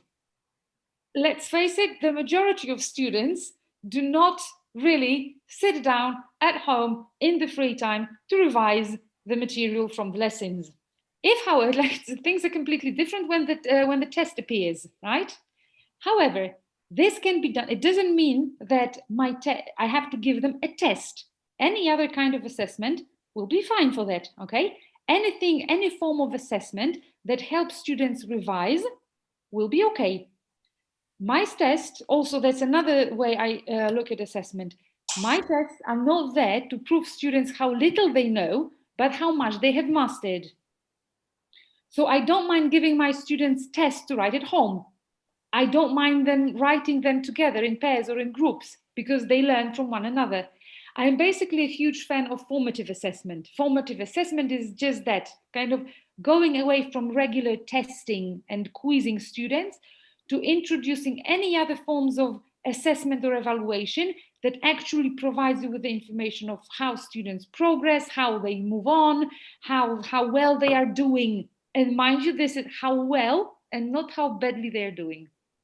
So actually, there's another big session that I have on formative assessment online. So I should probably stop here because I'm gonna... You're going to spoil your... Another hour, and I could talk about it for another hour, really.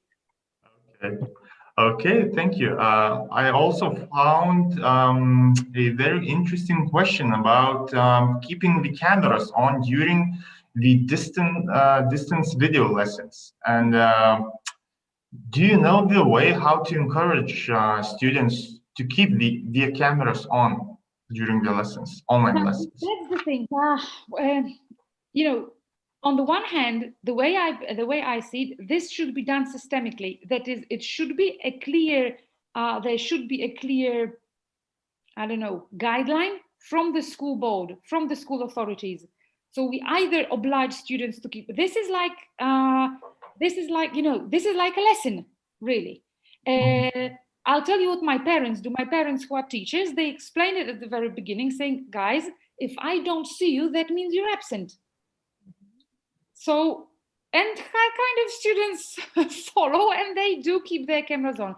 Another thing, and that's extremely important, one of the teachers that I work with has recently said that she has noticed that those students who have their cameras on do better at different tasks, simply. Why? Because you guys, if you guys see me right now, I'm focused and I'm looking at you and I'm listening to what the speakers are saying. If you allow me to turn off my camera, I was like, honestly, I was waiting for Christina to finish. I was offline. I was like, my camera is off. So I was like kind of, you know, looking at my phone, looking through my mails. And that's basically what everybody does when the teacher and the rest of the class sees you. So I would strongly encourage that, even making it a part of, you know, like our online rules, really. So like, I don't see you, unfortunately, that means you're not in my lesson. Being in my lesson means, or if students don't want to be online all the time, you have to tell them, okay, now this is the moment when you can turn the cameras off. But you can also signal to everyone, guys, now, please turn the cameras on. But this is, I would say, this is to make it work. This is one of the things you have to say as a rule at the beginning of a course. Okay, thank you for a very informative answer, right? To be honest, I have more questions, but I think I will collect all of them and send it back to you. Okay. Right? So that you could answer them, and then I will share it with a newsletter, which we are going to send after the conference. Well, around one or 2 weeks after the conference. Okay. Thank you very much. Now I have a few questions for Fiona as well. Okay. And one of them is, well, how do you balance engaging musical, visual, etc. activities with curriculum requirements, more serious tasks? Do you have any more ideas for creative, engaging ways for students to reflect at the end of the class? So that was quite a long question there. Okay, maybe let's start with the first part of the question. Yeah, let's go. How to balance engaging activities with more serious tasks? I think that's what we do anyway, isn't it, when we plan our classes? Any lesson or any plan of a lesson is going to have different periods of different energy. It's like when you're planning for small children. If you're like me, if you're planning for 6-year-olds, I always have like literally three physical levels in my class. So we have some time on the floor, some time at tables, sometimes standing up. You know, if I'm planning for primary, I'm planning heads down activities, heads up activities. I think, you know, it's really just part of planning. It's just that when I'm doing the, I don't know, the generating the language, then that would be the way I do it. But then we still have the quiet heads down. Let's write sentences with the words that we've just generated, or let's work out collocations, or if it's verbs or stuff, how do they work? If it's adjectives, how do they work?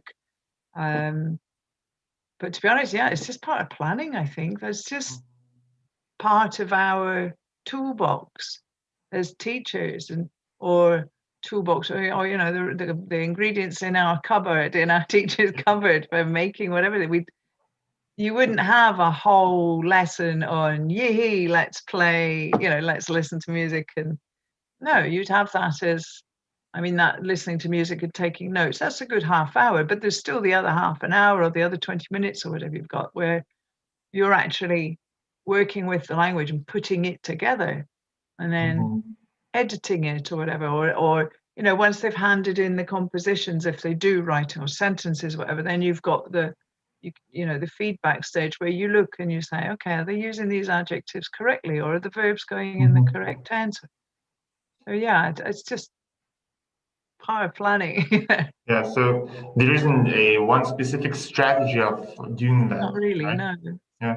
No, because for example, the memory game there, the one from Gateway, with the picture in black and white, that is essentially a grammar practice anyway. That's from memory, it's the past continuous. You could have it the present continuous, but it's what was happening. And you know, a boy was riding a bicycle, a boy was carrying a loaf of bread, a child was eating an ice cream. So, you know, you would have that, and then you're looking at the grammar or checking the grammar. The smells to description writing, you're generating language. It's just another way of presenting language rather than saying, okay, imagine you're at a swimming pool What can here's a picture of a swimming pool. What can you see? Brainstorm, guys. It's doing a similar thing to things that we already do, but putting another spin on it, because if I always use flashcards, I always use pictures, I'm not benefiting some of the people in the room. So sometimes I've got to use other techniques. So, last week we did a picture. Okay, so this week we're doing music, and next week we'll imagine smells. But then, what comes after that is what you would normally do in your vocabulary lesson, or, so yeah, it's variety, spice of life and all that. I understand. Okay, thank you, Fiona. So another part of the question was about reflecting at the end of the class, since teachers were very curious about it. So would you know any good or more ideas for creative, engaging ways of reflecting at the end of the class? I'm not quite sure if you mean reflecting on the lesson or reviewing the language in this sense, because reflecting on the lesson, you're going to have probably fairly standard practice anyway, whether it's some kind of journaling, or your students are going to write down the thing that they most remembered for the day, or the thing that they could use. If their life was in English, we say, then which of today's words would they use most frequently? Which do they think would be least frequent? Sometimes that kind of processing. It's like if I give you a big list of words and I say to you, which of these words do you think is going to be the most difficult to learn? But as you're processing that, it actually flips and it becomes the one that you learn, because you've been thinking, what is it? That one's going to be hard. I'm never going to remember that word because it's difficult to spell, or whatever. And that becomes because you've done that processing, it becomes the most, or the easiest, or one of the easier ones to learn. But I think that's what I would do in any lesson, if you see what I mean. It's just, rather than having a set list of vocabulary from a course book, which would probably be literally a physical list, then reflecting would be kind of getting away from the physicality of it, the look of it, and saying which one's the hardest for you to pronounce, or which one do you think you would use the most. Or they're moving into the spoken realms, shall we say, which one would you, if you were speaking to your best friend in English, which were these words would you use, which would you, that kind of thing. So that's a review and a reflection at the same time. Okay. But I think reflection for me, you do more reflecting on the actual class than on the language. So I'd be reflecting perhaps at the end of a week or at an end of a month, saying, okay, we did a smell thing, we did a music, which do you find helped you learn the best? Which do you remember the best? Let's check, write down some words that you remember from each lesson. And actually, as a teacher, if I see that, I also then get a vision of my class and which techniques work best. Like I found my classes in Spain, particularly the music one, never failed. I kind of started using that some years ago after driving a very long distance one day, listening to music and realizing I was getting images in my head and thinking, oh, hang on a minute. And I've been doing that for about 10 years now, and literally it never fails. There's about 2% of people don't get images from music. But that's why it's important you put them in pairs to compare ideas, because then they sort of pick up on their friends' ideas and start going, oh yeah, and then maybe this and maybe that. But I would say there's the two kinds of reflecting. There's the reflecting that would review the language, and the reflecting that would give teacher information on which techniques work best. I don't know if that actually answered the question or not. I hope so. Well, I'm pretty sure that you did in a way, right? Because I totally agree that it depends on the students and their needs, right? The types and techniques of reflecting. So, yeah. Yeah, and on your own classroom practice, and, do you do the can-do statement kind of stuff? Or do you do the, let's think what I found most effective, slightly more introspective kind of reflection? Okay, thank you. That was a beautiful answer, if I may say that, right? I have some questions, actually 2 questions for Christina. And one of the teachers says that she's a huge fan of quotations. However, she was criticized for using this method as such. Could you tell our attendees your opinion? Why is it good to use and why not? Well, I always listen to my heart.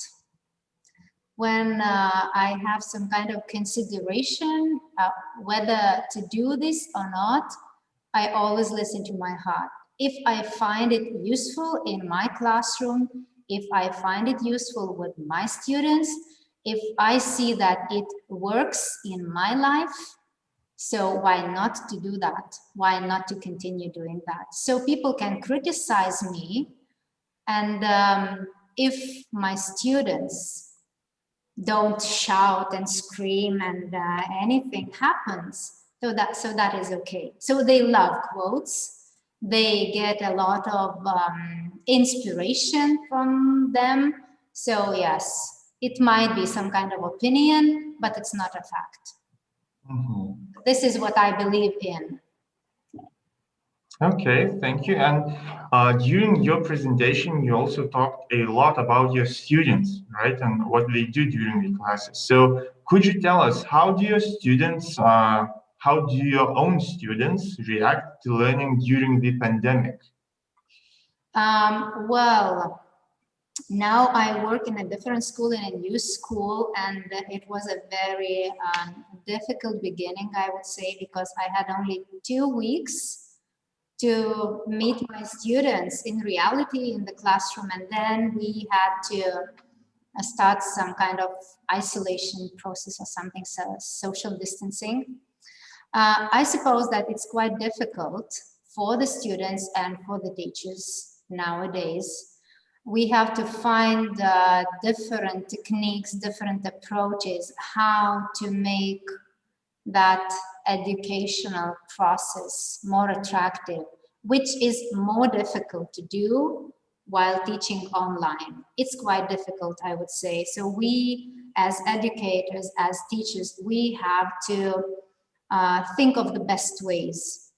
Think of the best ways how to motivate them, how to inspire them, how not to put that much effort and overload them with knowledge, facts, and rules and anything. So we have to remember that we are all human beings, and yes, so it's difficult. It's difficult, it's challenging, but let's hope that we will learn a lot from this, and we will become stronger, and we will stay healthy and safe, and we will meet someday our students. I'm not sure when.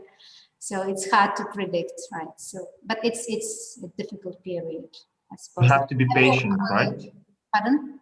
We have to be patient. Yes, we have to be patient, and we will see the results later on. Well, they might not be so satisfying, but we have to be patient, and we have to make our students think that they can do, they can learn at home. They are strong enough not to give up. This is my idea. Okay, thank you for sharing your opinion, right? And I have the same question for all of you, right? So you can answer it one by one. Or we can start by Carolina, right? And then move to Fiona and Christina the same way we did it before, right? So what changes can you see in teachers in the future?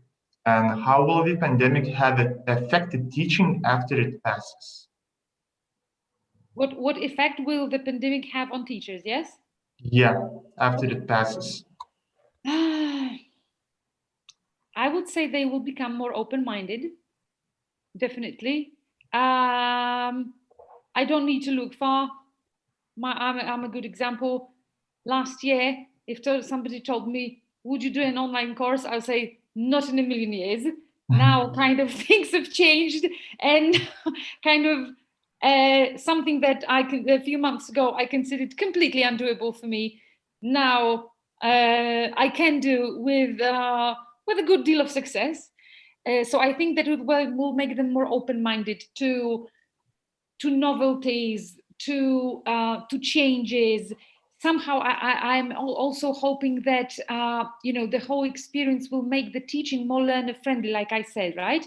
You don't need that many tests. You don't need your test. Your assessment does not need to prove your learners how little they know, but how well they are progressing, okay?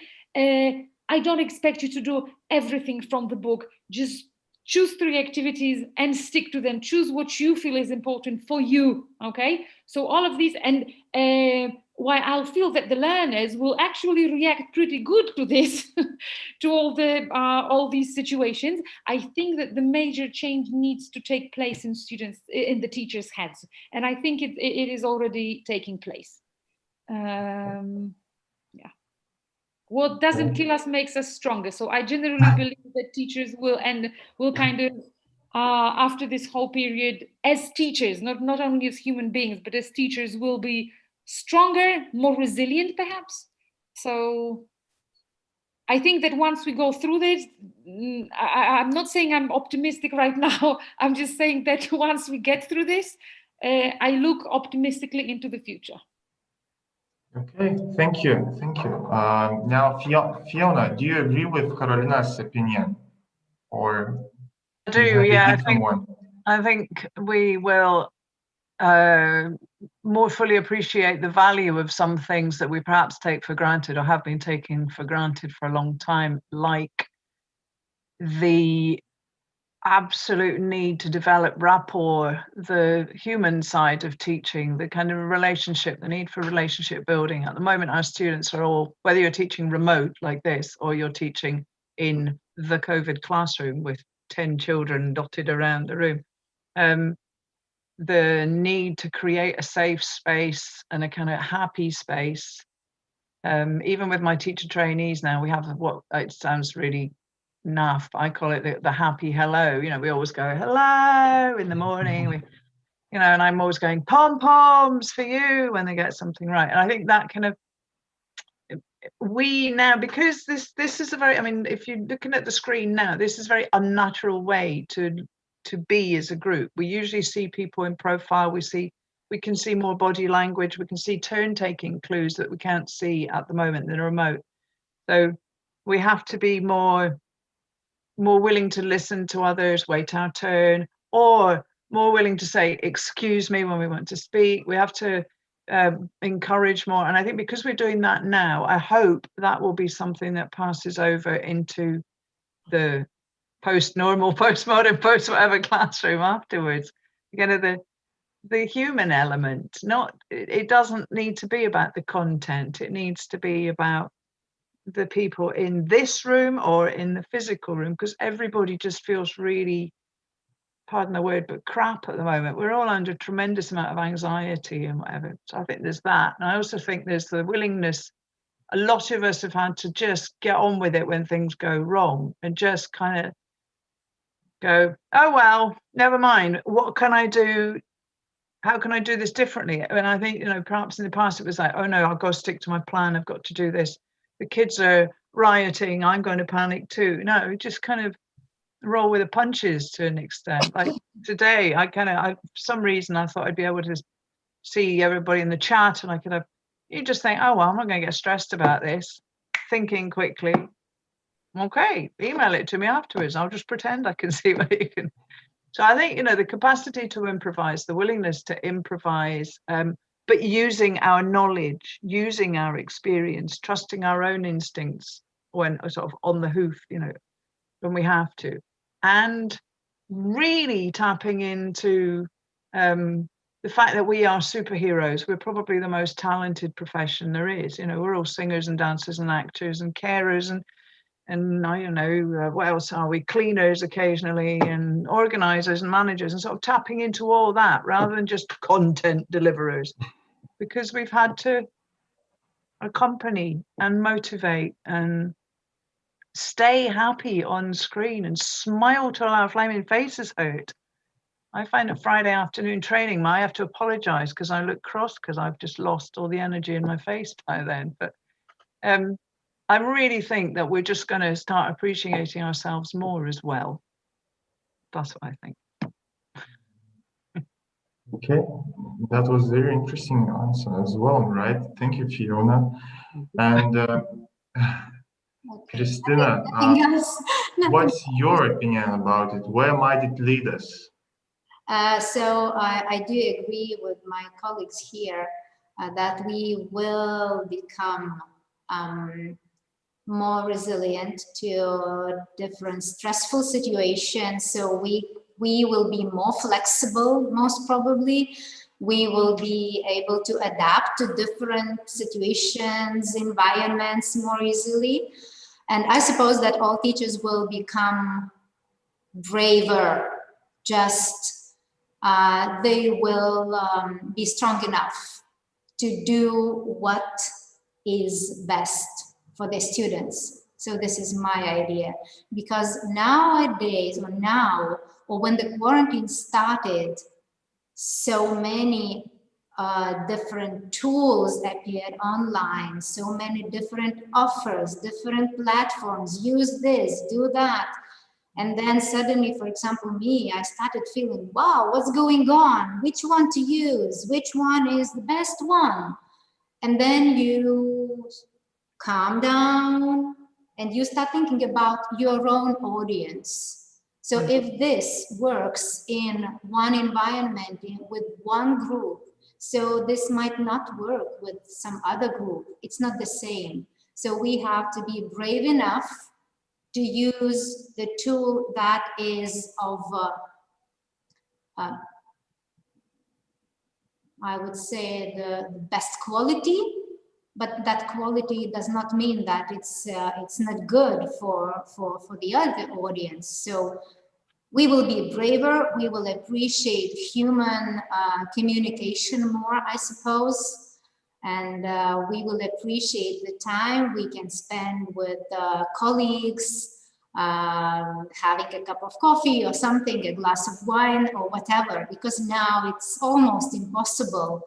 So let's stay safe and healthy, yes. And we will be more technologically advanced, that's for sure. Okay, thank you. And just like Carolina said, what doesn't kill us makes us stronger, right? I think that's the main idea of what you have just said, all of you, right? And we still have some few minutes, actually only 2 minutes. So I think the last question would be very, very simple, right? The one that could summarize our online conference, Macmillan Conference, right? What would you like to wish, or maybe would you like to wish something to our teachers in Lithuania, or teachers in general in the whole world? Does not matter. I'm supposed to start, yeah? This is actually the most... If it's fine, we can start with another person if you want. One wish, really? You know, I don't want to sound trivial, but the first thing that comes to your mind, let this be over as soon as possible. That's the wish for all of us. Yeah, well-being. And yeah, and learn to take care of yourself. I would say that this is learn how to develop the art of self-care and well-being. This is most probably what I would add to it. That's what I wish everyone. Okay, thanks. Fiona or Christina. I've got 2 wishes. Can I make 2 wishes? Yeah, of course. Wish number 1, I wish to actually see Lithuania and see Vilnius, because last time I went, I had an accident about half an hour after I arrived. I had to sit in my hotel room and then be in a conference room, and that was it. So, and this time I can't see anybody either. That's my wish number 1 in the future, is actually see you, meet you, and see your country. And wish number 2 is backing up what Carolina said. Yeah, I wish you well-being, knowing when to disconnect all the screens and all the devices and pick up a book, which is what I did for half an hour of the hour between my session and this. I've sat reading a book. I had this listening to it, but reading a book. So knowing how to disconnect, look after yourself, get some sleep, you know, and just, I said before, roll with the punches a bit. We don't know how long it's going to last. So just, I wish you genuinely a happy new year.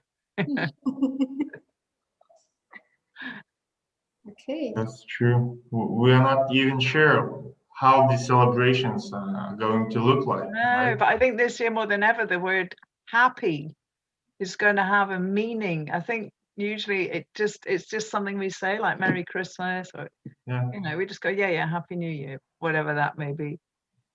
But for once, I think we all genuinely mean happy, and also happier than the one before. That's So, absolutely right. Thank you, Fiona. Thank you very much. And Christina, what about you? Okay, so I would like just to add on top of what was said. So, of course, stay healthy, stay safe. Don't forget to go home, really go home from your office. Close all the tabs.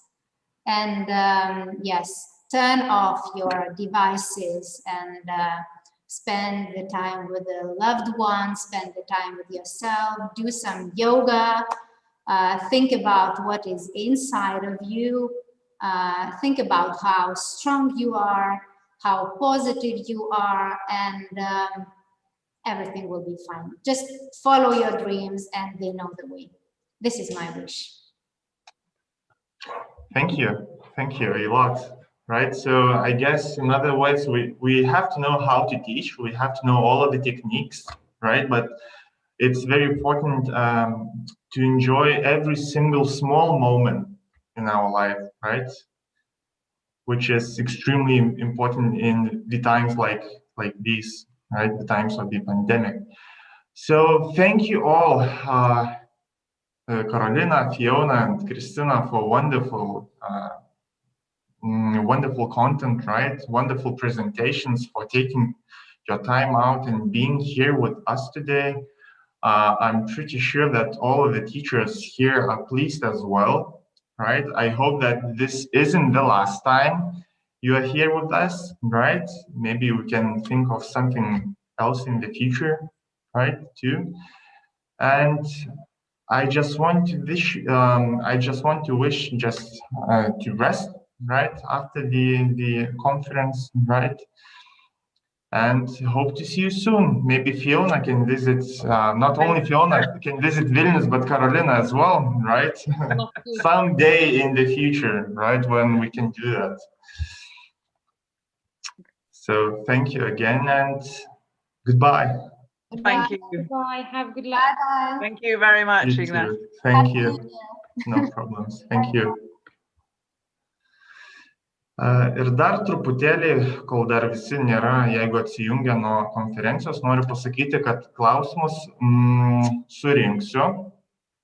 Juos galite taip pat siųsti adresu elektroniniu, tai ne tik tais adresais, kuriuos nurodė lektorės, tačiau mes turime ir savo mokymų elektroninį paštą, kuris yra mokymai@šviesa.lt, šviesa.lt.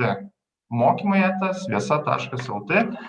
Tai šiuo paštu taip pat galite rašyti visus rūpimus klausimus ir juos pasistengsime atsakyti ir kartu su naujienlaiškiu, kuris bus siunčiamas 1-2 savaitės po konferencijos, tiesiog tuos apibendrintus atsakymus gausite. O šiaip tikrai noriu padėkoti visiems už laiką, lektoriams jau padėkojau, bet dėkoju ir dar kartą, taip, jeigu girdi mane, ir aišku taip pat už jūsų dėmesį bei linkiu gražios dienos viso.